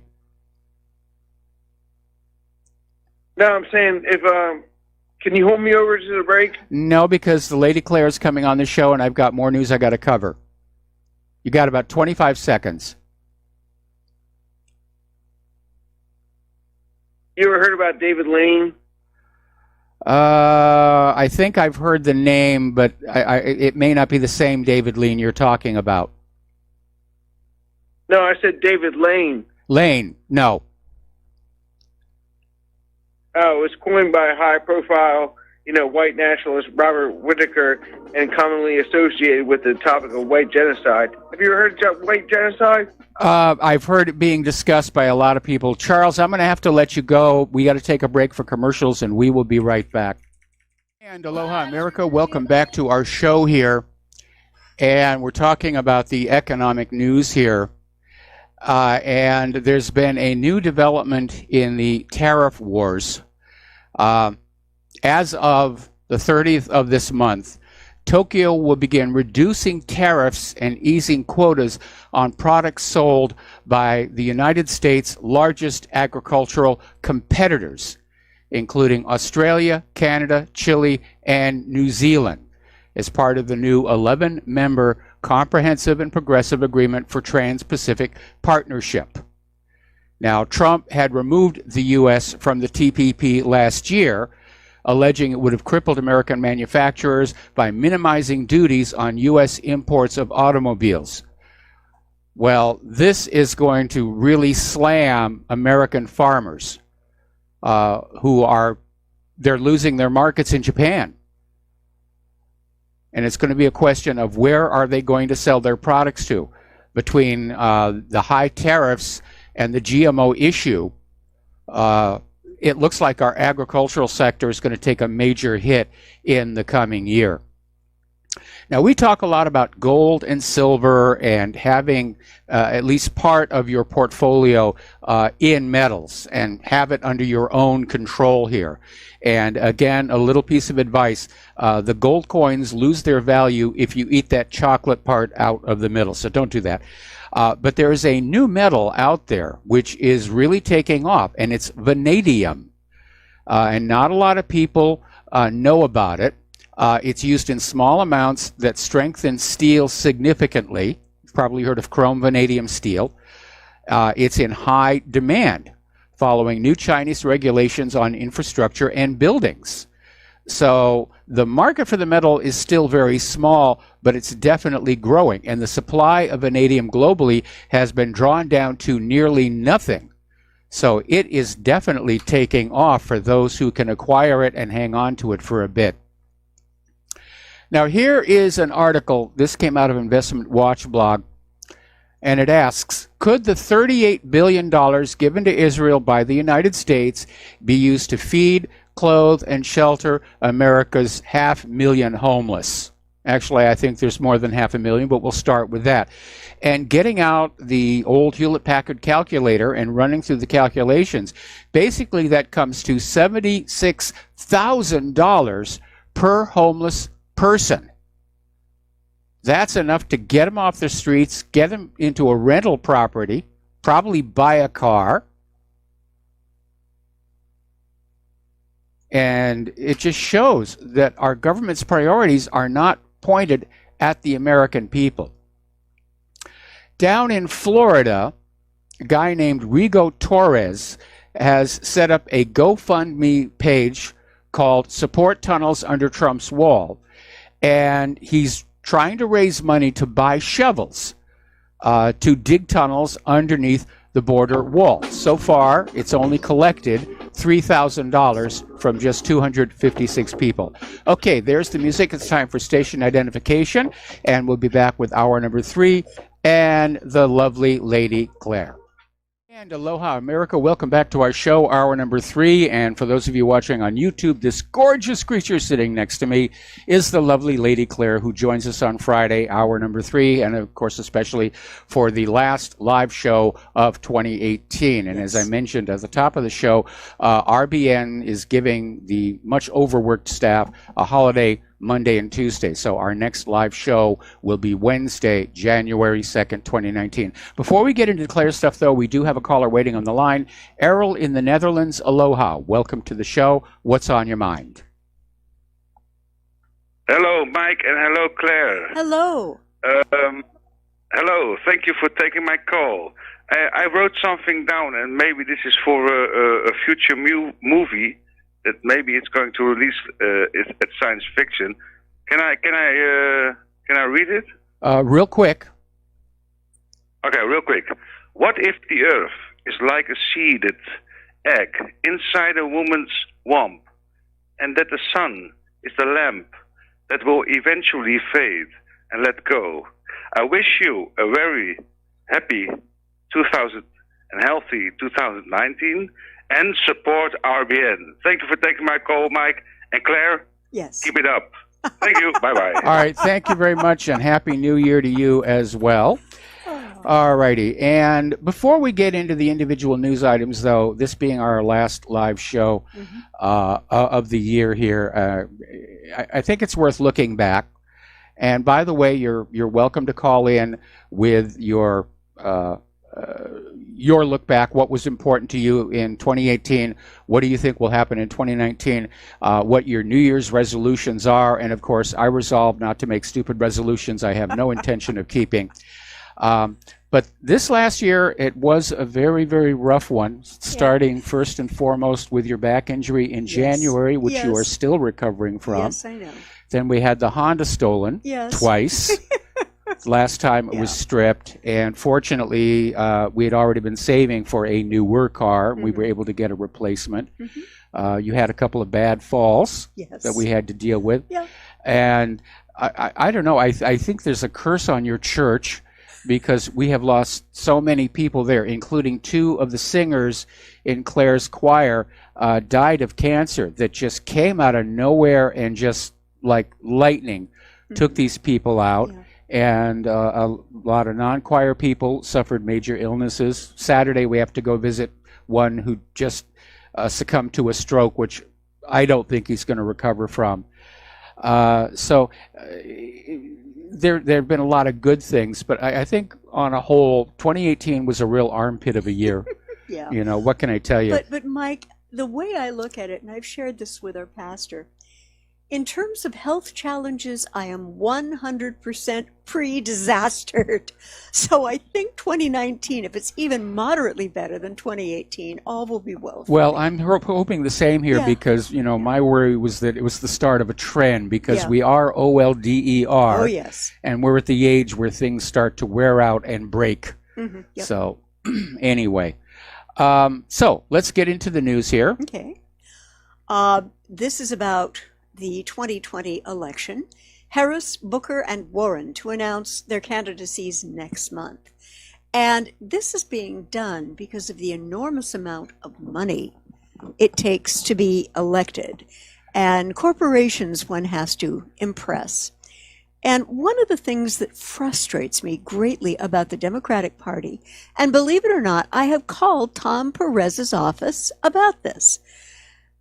I think, Tom, you need to look at a candidate who can get elected, and that would be our state representative, Tulsi Gabbard. Well, she's thrown her hat in the ring. She's already visiting the early primary states here, but I don't think she'll be vetted by the deep state because she's very much anti-war. She went to Syria on her own trying to find a way to settle that mess down. So and I one thing I've got to say, I respect her intelligence and her integrity. And the other three, I don't know if they would actually be able to carry the Democratic Party in 2020. Tulsi Gabbard can. She's young. She is very ecumenical. She grew up in a family that was believing in a number of different faiths, but no one hit anyone over the head because of it. Well, you know, and the one thing I'm thinking right now, looking at the trajectory of U.S. foreign and domestic policy, I will bet you a Turkish piastre that whoever shows themselves to be a person who wants to resolve the United States geopolitical issues with something other than war is going to be the favored candidate, because I think by 2020... Well, they may be the favorite candidate with the people, and that was certainly a big part of Trump's popularity in 2016. But at least up until recently, Trump, I think, demonstrated that once somebody gets into that Oval Office... they get turned. They get turned or they get controlled here. All right. I'd like to do a quick shout out to our on-air affiliates who are just now rejoining our network. And we have a caller on the line, Tom in Florida. Aloha, Tom. Welcome to the show. What's on your mind?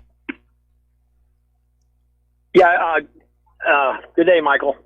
What's on my mind is, first of all, what's going on with the wall.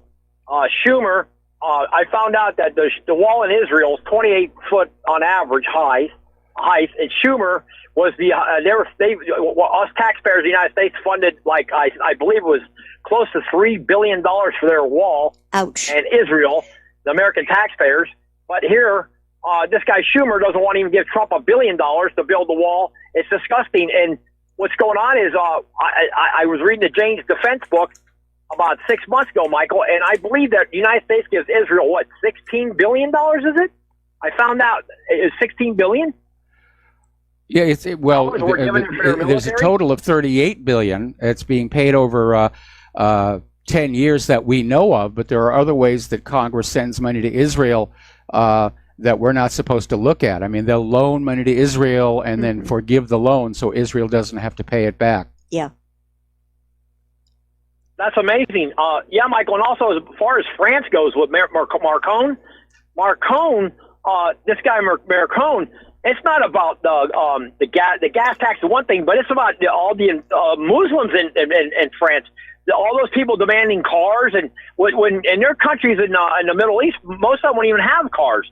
But they want to. In France, you basically need a car to get around, according to my buddy, because it's just like the United States. You need to have transportation to get around. So the point is, they keep bringing all these people, even here in the United States. These people never had cars in Central America. They're going to come here. They're going to be demanding cars. They're going to be demanding, hot showers. They don't have that in their countries. I was in Cuba, and I can tell you, they don't know what a hot shower is. Half of them, 90% of them. They don't want. The toilet paper is very scarce over in those islands, and I mean, look, what's going on here is unbelievable. This is, and I think it was on your show that some guy said that the United States can only sustain 190 million people in the United States. Otherwise, it's an ecological disaster. Well, we already have 300 million here, but yeah, the more of these illegal immigrants and refugees come on in here, it is putting a huge strain on an already fragile economy, and it is causing all kinds of social problems. And I'm glad that Trump is finally standing up to the Democrats, and he's at the point right now saying that if they refuse to budge on funding for the border wall, he's just going to close the border completely. And cut off foreign aid to some of these Central American countries, which, as you know, was a big stink because we're sending more money down to Central America and Mexico for security than the wall itself would cost. And looking at the numbers even deeper than that, if we had that wall, if we stopped the illegal immigration, the money that would be saved from having to take care of all these people would actually be more than the cost of the wall itself. But the Democrats want the open borders. The globalists want the open borders. The Democrats are counting on the illegal immigrant vote to hand them control of the government in 2020. Absolutely, Michael. You're hit it right on the head. Mm-hmm. And, Michael, as far as the language goes, how is it that Spanish can come here and it can keep like 20 radio stations on AM and you only have 3 on AM in English, and no other group, the Germans don't have 20 radio stations in German, the Italians, the Polish, the Danes, the Norwegians. None of these people that came here have all these radio stations and TV stations, but these people have Telemundo, they have all these in our country. Now, can you imagine the Germans are the biggest population in this country, the United States? Could you imagine if 98 million Germans all of a sudden say we want to speak German and we want to have German TV stations and radio stations? They wouldn't allow it. But what's going on with that? How can that be allowed? Well, it's not being allowed. It is simply the refusal. It's the refusal of the immigrants to assimilate. Yeah. And their attitude is, you should speak Spanish to us because that's our language. And I was even seeing this all the way back when we lived in Southern California, where the Hispanic community was out there demanding bilingual traffic signs and bilingual signs in the stores. They wanted separate sections in the school. They wanted to remain Hispanic rather than become American. Mexifornia, Michael. It's Mexifornia. It's Mexifornia. Yeah. Michael, when I was in Costa Mesa, California in 1982, it was a beautiful place. My brother lived out there, and he was doing the block trade. He was laying block and glass block and brick and all that. He did the whole thing, fireplaces. When he left there in 2005, I thought I was in Mexico. I honestly, and all the Americans that were doing block and brick and all the trades, they all got wiped out. This was by design. Believe me, California was the state of Nixon and Reagan. Yes. Look at it now. And you got that clown Brown saying, well, you know what, you Democrats are going too far left now. Unbelievable. It's crazy. It really is out of control. But if you look across this country, every place that has been under Democratic control for years and years, they're in serious trouble because Ruination, Michael. Yeah. You look at Baltimore. You look at Chicago. It's a mess. It's just Detroit? a pure mess. Yeah.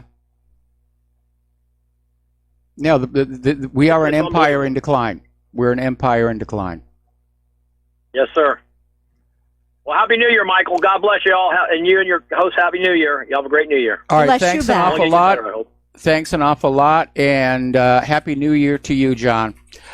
Okay, so getting on back to the news here. I love this. Cohen-Prague claim crumbles as McClatchy reporter admits to third-hand information. And apparently there was an interview yesterday with McClatchy's Greg Gordon, and he revealed that he and his colleague, Peter Stone, oh my, had actually not seen the underlying evidence that a phone call allegedly traced to Cohen briefly sent signals ricocheting off cell towers in the Prague area in late summer 2016, a report which echoed their April claim that special counsel Robert Mueller had evidence of Cohen's trip. Not.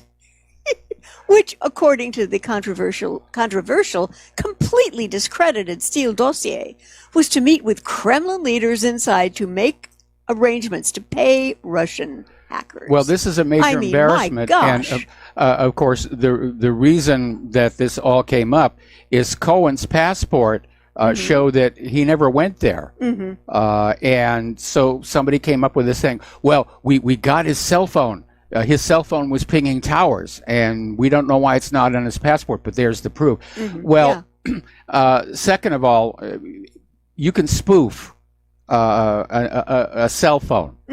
If you know what you're doing, you can make your phone look like somebody else's.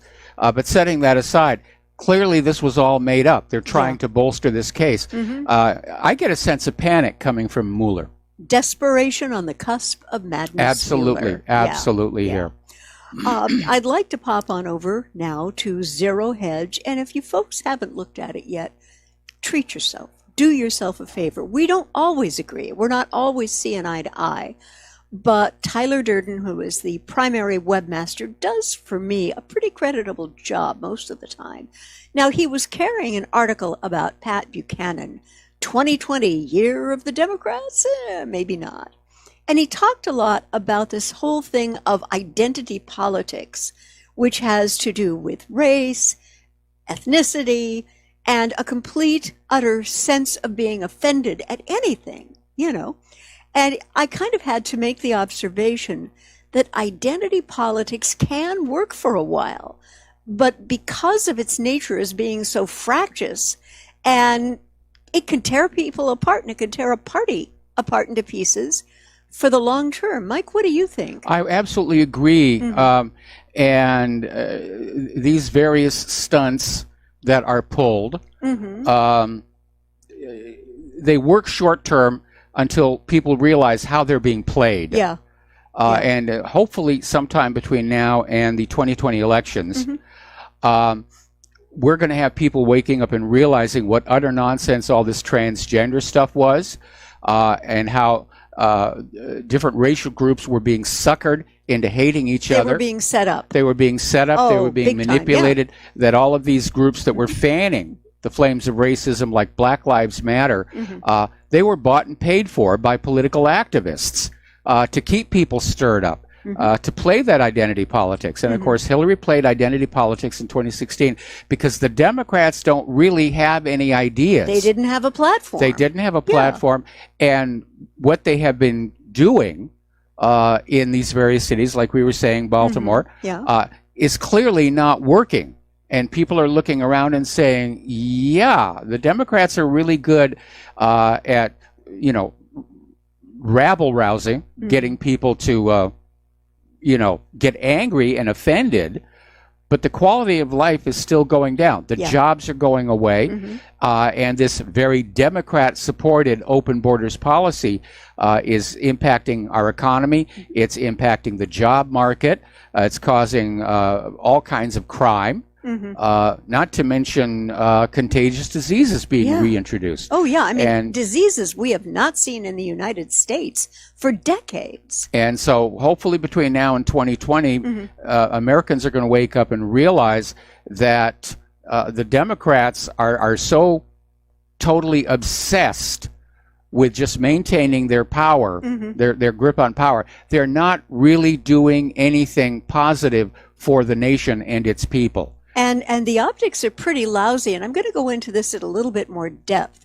Apparently, Nancy Pelosi is spending the shutdown at a Hawaii resort praying for rain. I mean, not really. Maxine Waters is in the Bahamas. Now, contrast this.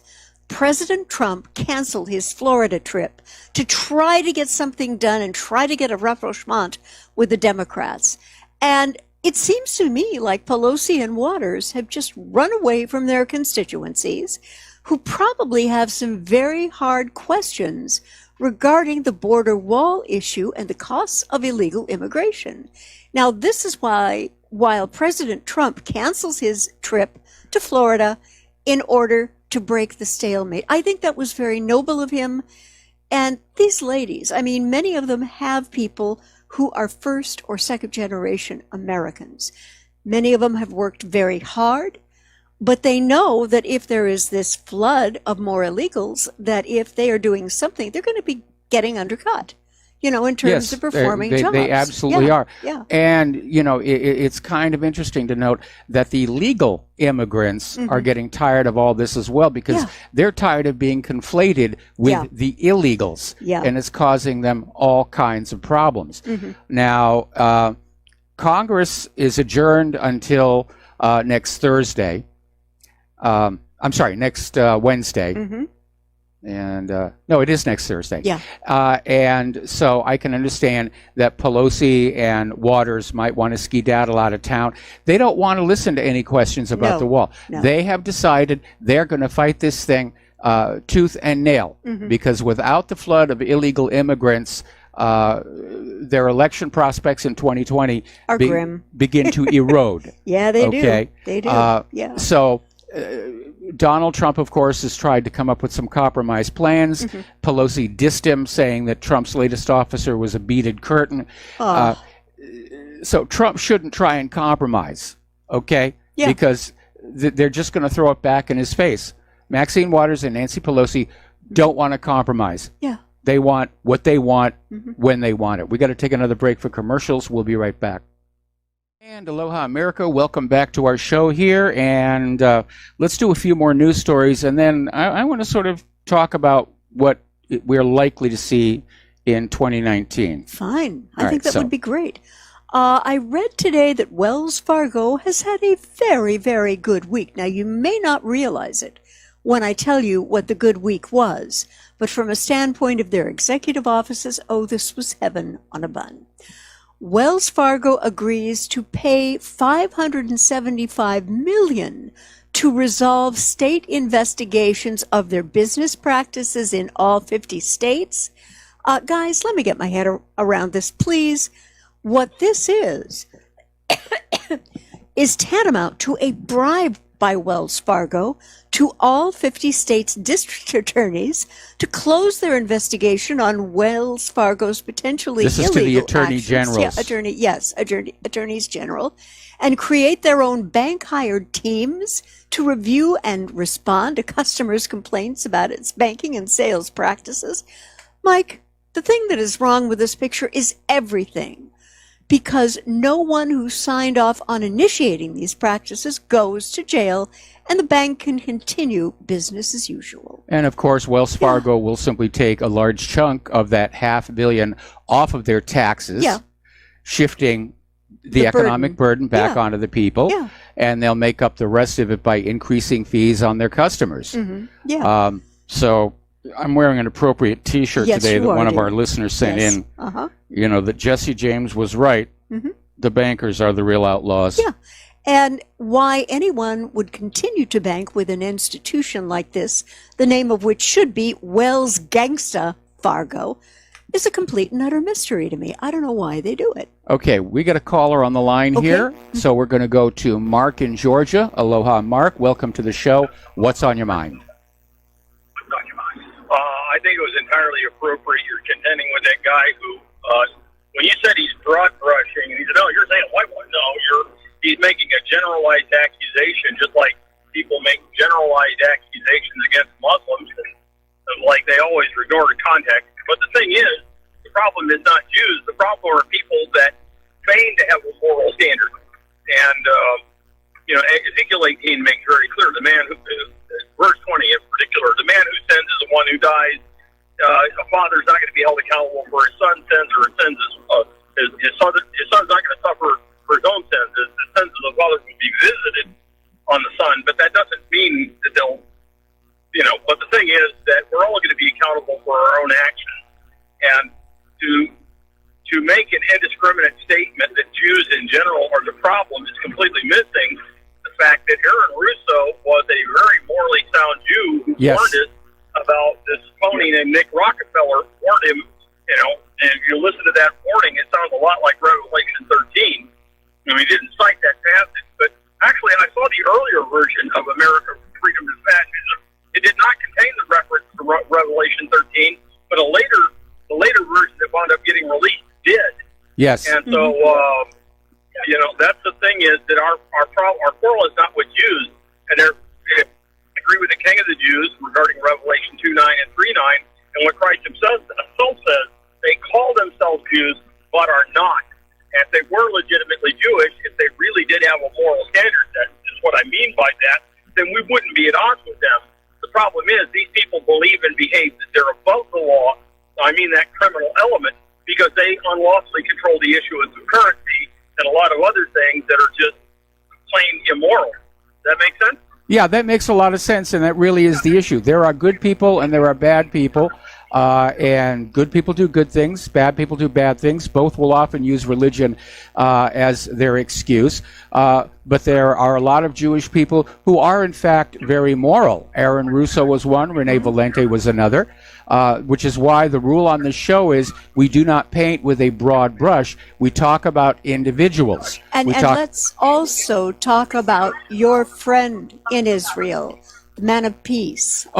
Steve Amsel. God bless him. Steve He's a Amsel wonderful over soul. at Desert Peace is another good one. Yeah. And Gilad Atzmon, obviously a very moral person, very courageous person as well. And a friend of mine is a Palestinian Christian, and I try to explain to people, well, Arabs are Semitic, and I believe you are too, because you're of Sephardic lineage. Yes. To me, that's either here or there, because I don't believe that lineage. I mean, you can have a heritage that you can either live up to or try to live down, depending on how you see things. But the thing is that the thing I try to be clear, I agree with Jews of good conscience who are slandered as so-called self-hating Jews because they criticize the actions of the Israeli government, and when you obstruct needful corrective measures, it only makes a bad situation worse, because impunity brings out the worst in people. And that's the problem that all the countries have with so-called Israel, is that it behaves in a lawless manner. And I guess I get you got a mailing address on your What Really Happened website where I can send you a Christmas card? Christmas is now over. There's a mailing address, under the donate button. But Mark, I'm sorry, Mark, I'm sorry to cut you off. We got to take a break for commercials, and we'll be right back. Aloha, America. Welcome back to our show here. And Claire, what is your next story? The next story is very serious and came from globalresearch.ca. It's a Canadian blog that has a lot of responsible writers in it. And this was written by Dr. Paul Craig Roberts, for whom I have tremendous respect, and Stephen Cohen. And the title of the article is "The Self-Genocide of the West, preparing its population for war. And what they're saying is that the Democrats seem to have a real interest in the vilification of Russia because Russiagate kind of explained Hillary's loss in the 2016 presidential election. And they give Democrats hope for removing Trump from office. And unfortunately, the media is not going to tell us what is really happening out there. And here's an article that tells me that we are very close to being at war with Russia and kind of validating what these gentlemen are talking about. Now, this article comes from the BBC. And BBC, I'm listening.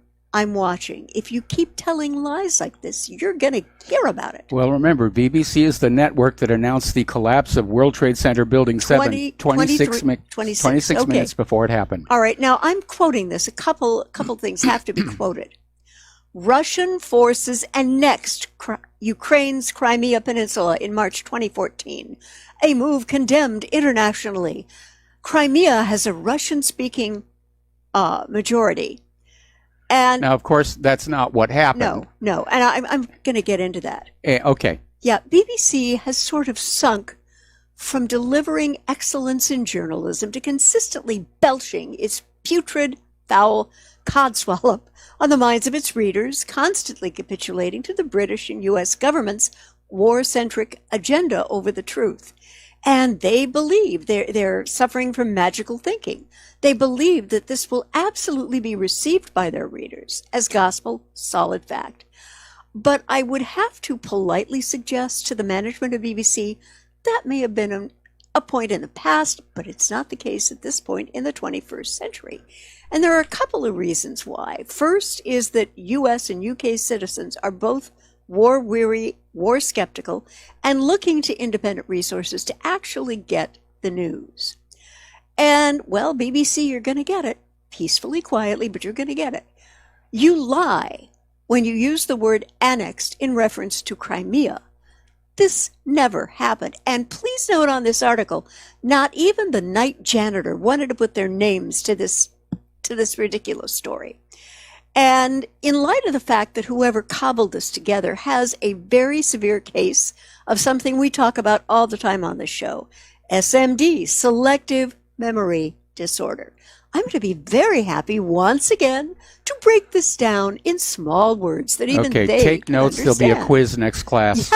Okay, let's set the Wayback Machine to 2014. This was the spring that we saw Yanukovych, the legitimately elected president of Ukraine, get thrown under the proverbial bus, and Poroshenko was anointed to replace him, as he was thought to be more pro-Western than was Yanukovych. This election was more crooked than a dog's hind leg, with massive vote fraud going on. Now, there are a couple of articles I would like to point to. Now, you're talking about Poroshenko's re-election. Yes, Poroshenko. Well, no, I'm talking about the first time, talking about history and how it relates to now. Apparently, there was a Facebook post that the U.S. spent $5 billion on regime change in Ukraine. I'm sorry, when we have one homeless vet sleeping in our streets while our infrastructure is crumbling. This was absolutely an obscene spending of money. And in fact, no less an American icon than President Obama himself did confess that the U.S. had brokered a deal to effect regime change in Ukraine. I've got it documented, a couple of articles on that. And as the BBC article writer should know, I've got documentation on my side.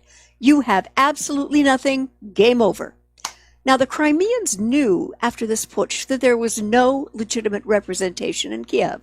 So here's precisely what they did. And Mike, please feel free to jump in if I'm wrong. I don't think I'm wrong on these facts.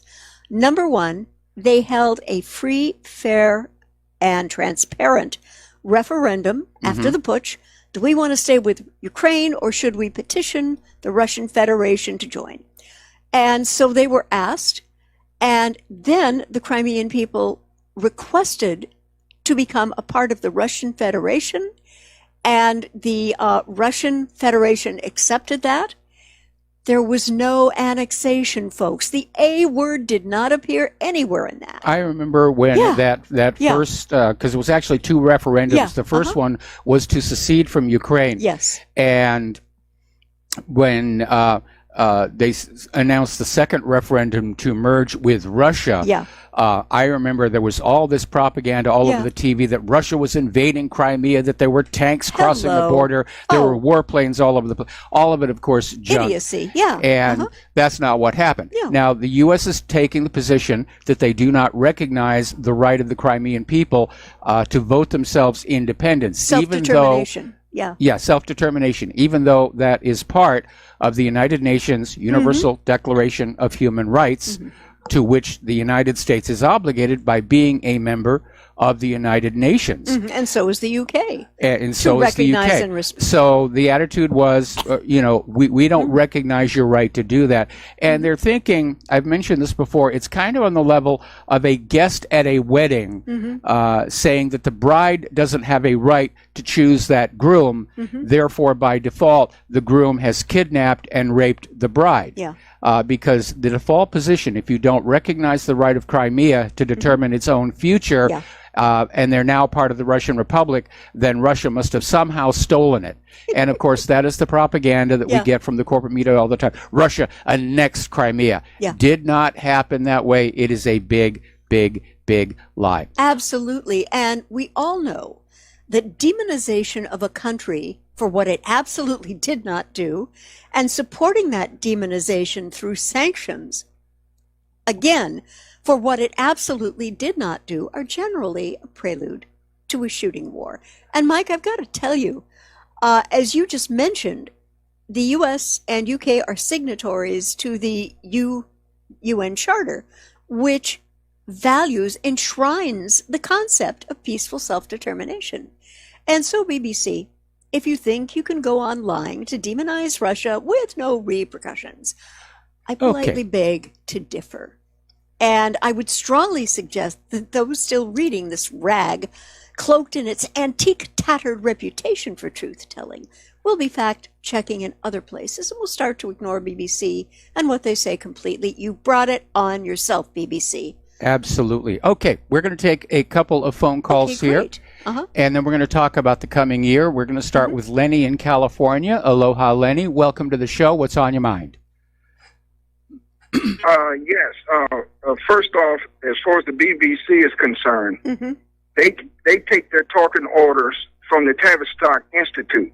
Which is in the business of programming the nature out of people and programming what they want to into people. There used to be when a lie was called a lie.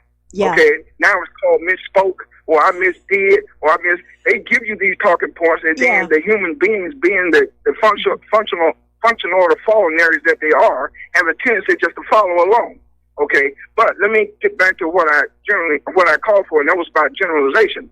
I remember when I was a student in college, and I had a professor who had assigned us an assignment, and he seemed surprised that I made an A on the assignment.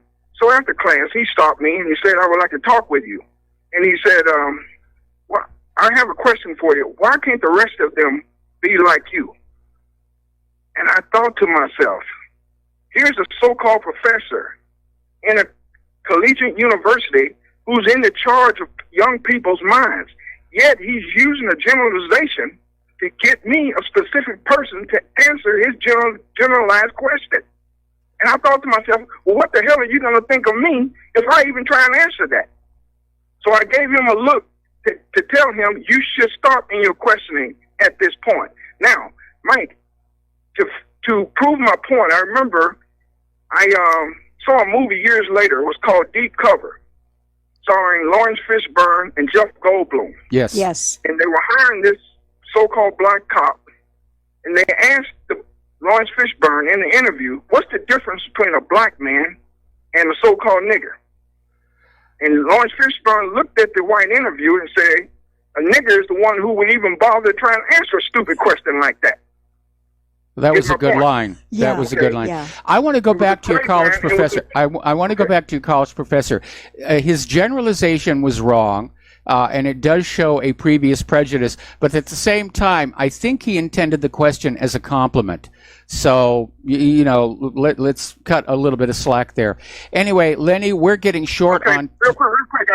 I got to tell you something real quick, though. Real quick. First off, Yanukovych is not pronounced Yanukovych, it's Yanukovych. And second, I got to hit you on one of your trivia questions. You've been saying that Clint Eastwood only movie that he sang the song in was Paint Your Wagon. It wasn't. It was Honky Tonk Man. It's the last movie he sang the song in. Check it out. All right, I'll check it out there. Thanks. I'll check it out. All right, Lenny, we're going to let you go and switch back over to Dustin in New Jersey. And Dustin, what's on your mind? Wasn't Lee Marvin in Paint Your Wagon also? It's been so long since I've seen that movie. I really don't know. I'm sure it's going to come around on Turner Classic Movies at some point. And in fact, some of the films I worked on early in my career are now on Turner Classic Movies, and boy, does that make me feel old. I hear you. Oh, man. I hear you, my dear. Man. Better than all the other crap that's on TV. Turner Classic Movies are great shows on there. Yeah, they I wanted to really... wish you, Mike. Say again? I wanted to wish you guys a happy New Year. And back to you. What are your predictions? That's what I'm going to say. It's not good, Mike. Yeah. I think there's going to be more turmoil in the stock market because they injected all this money, these corporations, the last couple of days, huh? Mm-hmm. Trying to prop it up, taking it from the bond market.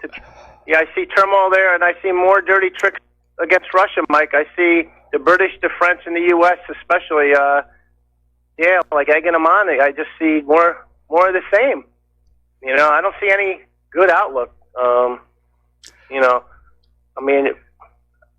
What do you think? Well, sadly, unfortunately, I agree with you. The national economy at this point is unrecoverable. It is just hopelessly mired in unpayable debt. And the government is running out of ways to squeeze more money out of the population, especially since the population is having to work for lower wages and salaries. So you can tell there's a crossover point that's coming where that's going to break apart. And I think it's going to be early in the next year. And as far as the wars are concerned, I know that the military-industrial complex, what they want is a new Cold War, where they can produce whatever junk weapons they produce for huge amounts of money, knowing they're never actually going to get used. But in the current political climate, the leap from a Cold War to a hot war is going to be very brief. All it takes is one hothead, and as I've mentioned before, the new dimension in this war is how many of our weapon systems are now automated, some of them autonomously, and all it's going to take is one bad piece of software to launch an attack on somebody. And as I've mentioned before, it was bad software that led the USS Vincennes to shoot down that Iranian passenger jet. Was bad software that resulted in the accidental shoot down of TWA 800. So we know these problems are out there. We know that these weapon systems are being deployed before they're even fully ready. They're already doing it with the F-35. It's still missing systems that will not be available for years, and yet they're already in use in places all over the world. And it's an ugly situation. And then you have wild card leaders like Erdogan, who could just launch a war. Right now, all of the ISIS who got kicked out of Syria, they're now up in Ukraine, getting onto the conflict line, if you will, with Lugansk and Donetsk. And so that's another potential flare-up point, because the ISIS fighters aren't really under any kind of a unified military command. So they could just start shooting at somebody. And they've made no bones about being members of various jihadi organizations. And talking about, we want to kill Russians because we love to kill Russians and we will always kill Russians. Well, they're from Chechnya. Yeah, well, I can understand there's a certain, well, some of them are, and I can understand there's a certain amount of hostility there. And resentment. Yes. Yeah. And real quick, Mike, also China, because we're unraveling because Chuck Schumer's even mentioned in China and the Democrats, so they know China's an economic enemy, and so is Russia, the whole Eurasia. So I see that in 2019. It's not good. But well, I see the problem as not being one of Russia and China being economic competitors or enemies, as much as our government has self-destructed our economy. We've lost our manufacturing over the last 30 years. It's going to take at least 30 years to get that back. Our agriculture is in decline, and part of the problem is the breakdown of the irrigation systems out west. Another part of the problem, of course, is that disastrous experiment with GMO, and nobody wants that. Right now, somebody actually did a study on the American population. 98% of the people walking around show traces of glyphosate in their bodies. It is ubiquitous. You cannot get away from it. And it is a probable carcinogen, which I'm sure for the cancer industrial complex, they're going to be happy. Yee-haw, more patients, more money. But the reality is the bottom of any economy are the working people, because it is their labor that generates the wealth to power the rest of the system. And if the working class don't have jobs that pay them enough to do more than just eat and live, then the whole economy is going to come on down. We're seeing it already.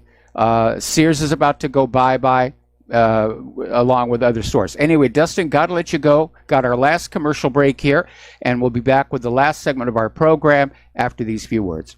Aloha, America. Welcome back to our show. Last segment of our last live show of 2018, and that's my lead-in to ask Claire, what do you think 2019 is going to be like? I'm very concerned, as you know, about the trajectory of U.S. domestic and foreign policy. I think that in terms of the deep state, the Pentagon, and the White House, their brains are creating, or rather writing checks for a military that the military cannot cash. There's been some pushback from the Pentagon on that, saying we're overextended, we don't have... way much. Yeah, and that may be another reason that Trump pulled out of Syria. Could be, or to reposition the troops.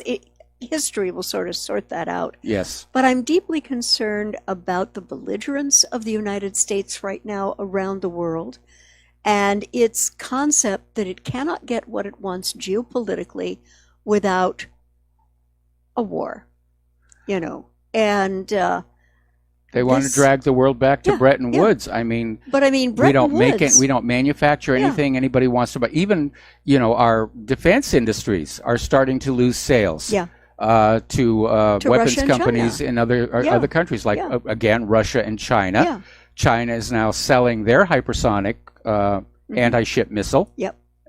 And again, I remember a time when American agriculture was the best in the world. We were called the breadbasket to the world. Yes. I remember the time when Russia, following that disaster with Lysenkoism, actually had to buy wheat from the United States. That was a huge embarrassment for the Soviet Union. So, but we've lost that. We don't produce as much food. In fact, the United States is now a net importer of food. And along with that GMO disaster, we can't find people outside the country to buy our produce. It's been one disastrous policy decision after the other, after the other, after the other. And there is unfortunately no way to just wind it all back and hit a reset button to take us back to somewhere in the 1970s when it all began to go wrong.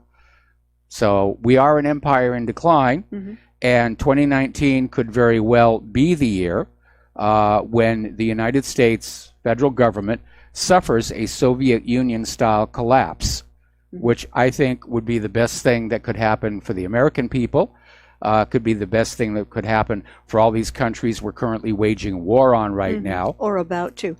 Can I share something with you? Yeah, real quick. Okay. We have some net friends we've never met, and they send us some stories in English that they think need some attention that are not getting attention. But early this week, I got the sweetest video, and it was for a Russian Police Association choir. Yes. They were singing I know how you feel about choirs. English. Yeah. And just, you know, you had to smile when you listened to this. And singing in better English, by the way, than some of the people I talked to in my marketing missions. Yes. And they were singing beautifully, and it suddenly dawned on me, these kids, and they wouldn't like themselves to be thought of as kids, but I turned 70 next year, so I can. But these kids and I have no beef. I have no enmity toward any of them. If anything, I'd love to get them to sing some of my music. Well, you know, English is a very common language in Russia. Yeah. And all over Europe. And we have a lot of Russian readers. Yeah. I know. Who send in contributions. Yeah. Okay, there's the music. We're going to get on out of here and start our well-deserved vacation here. Yes. So stay tuned for John Stedmiller. I'm sure he's got lots of things to share with you. Please share what you learn here with your friends. Please donate. Have a safe and sane holiday weekend, and we'll see you live back here on Wednesday, January 2nd, 2019. Aloha, America.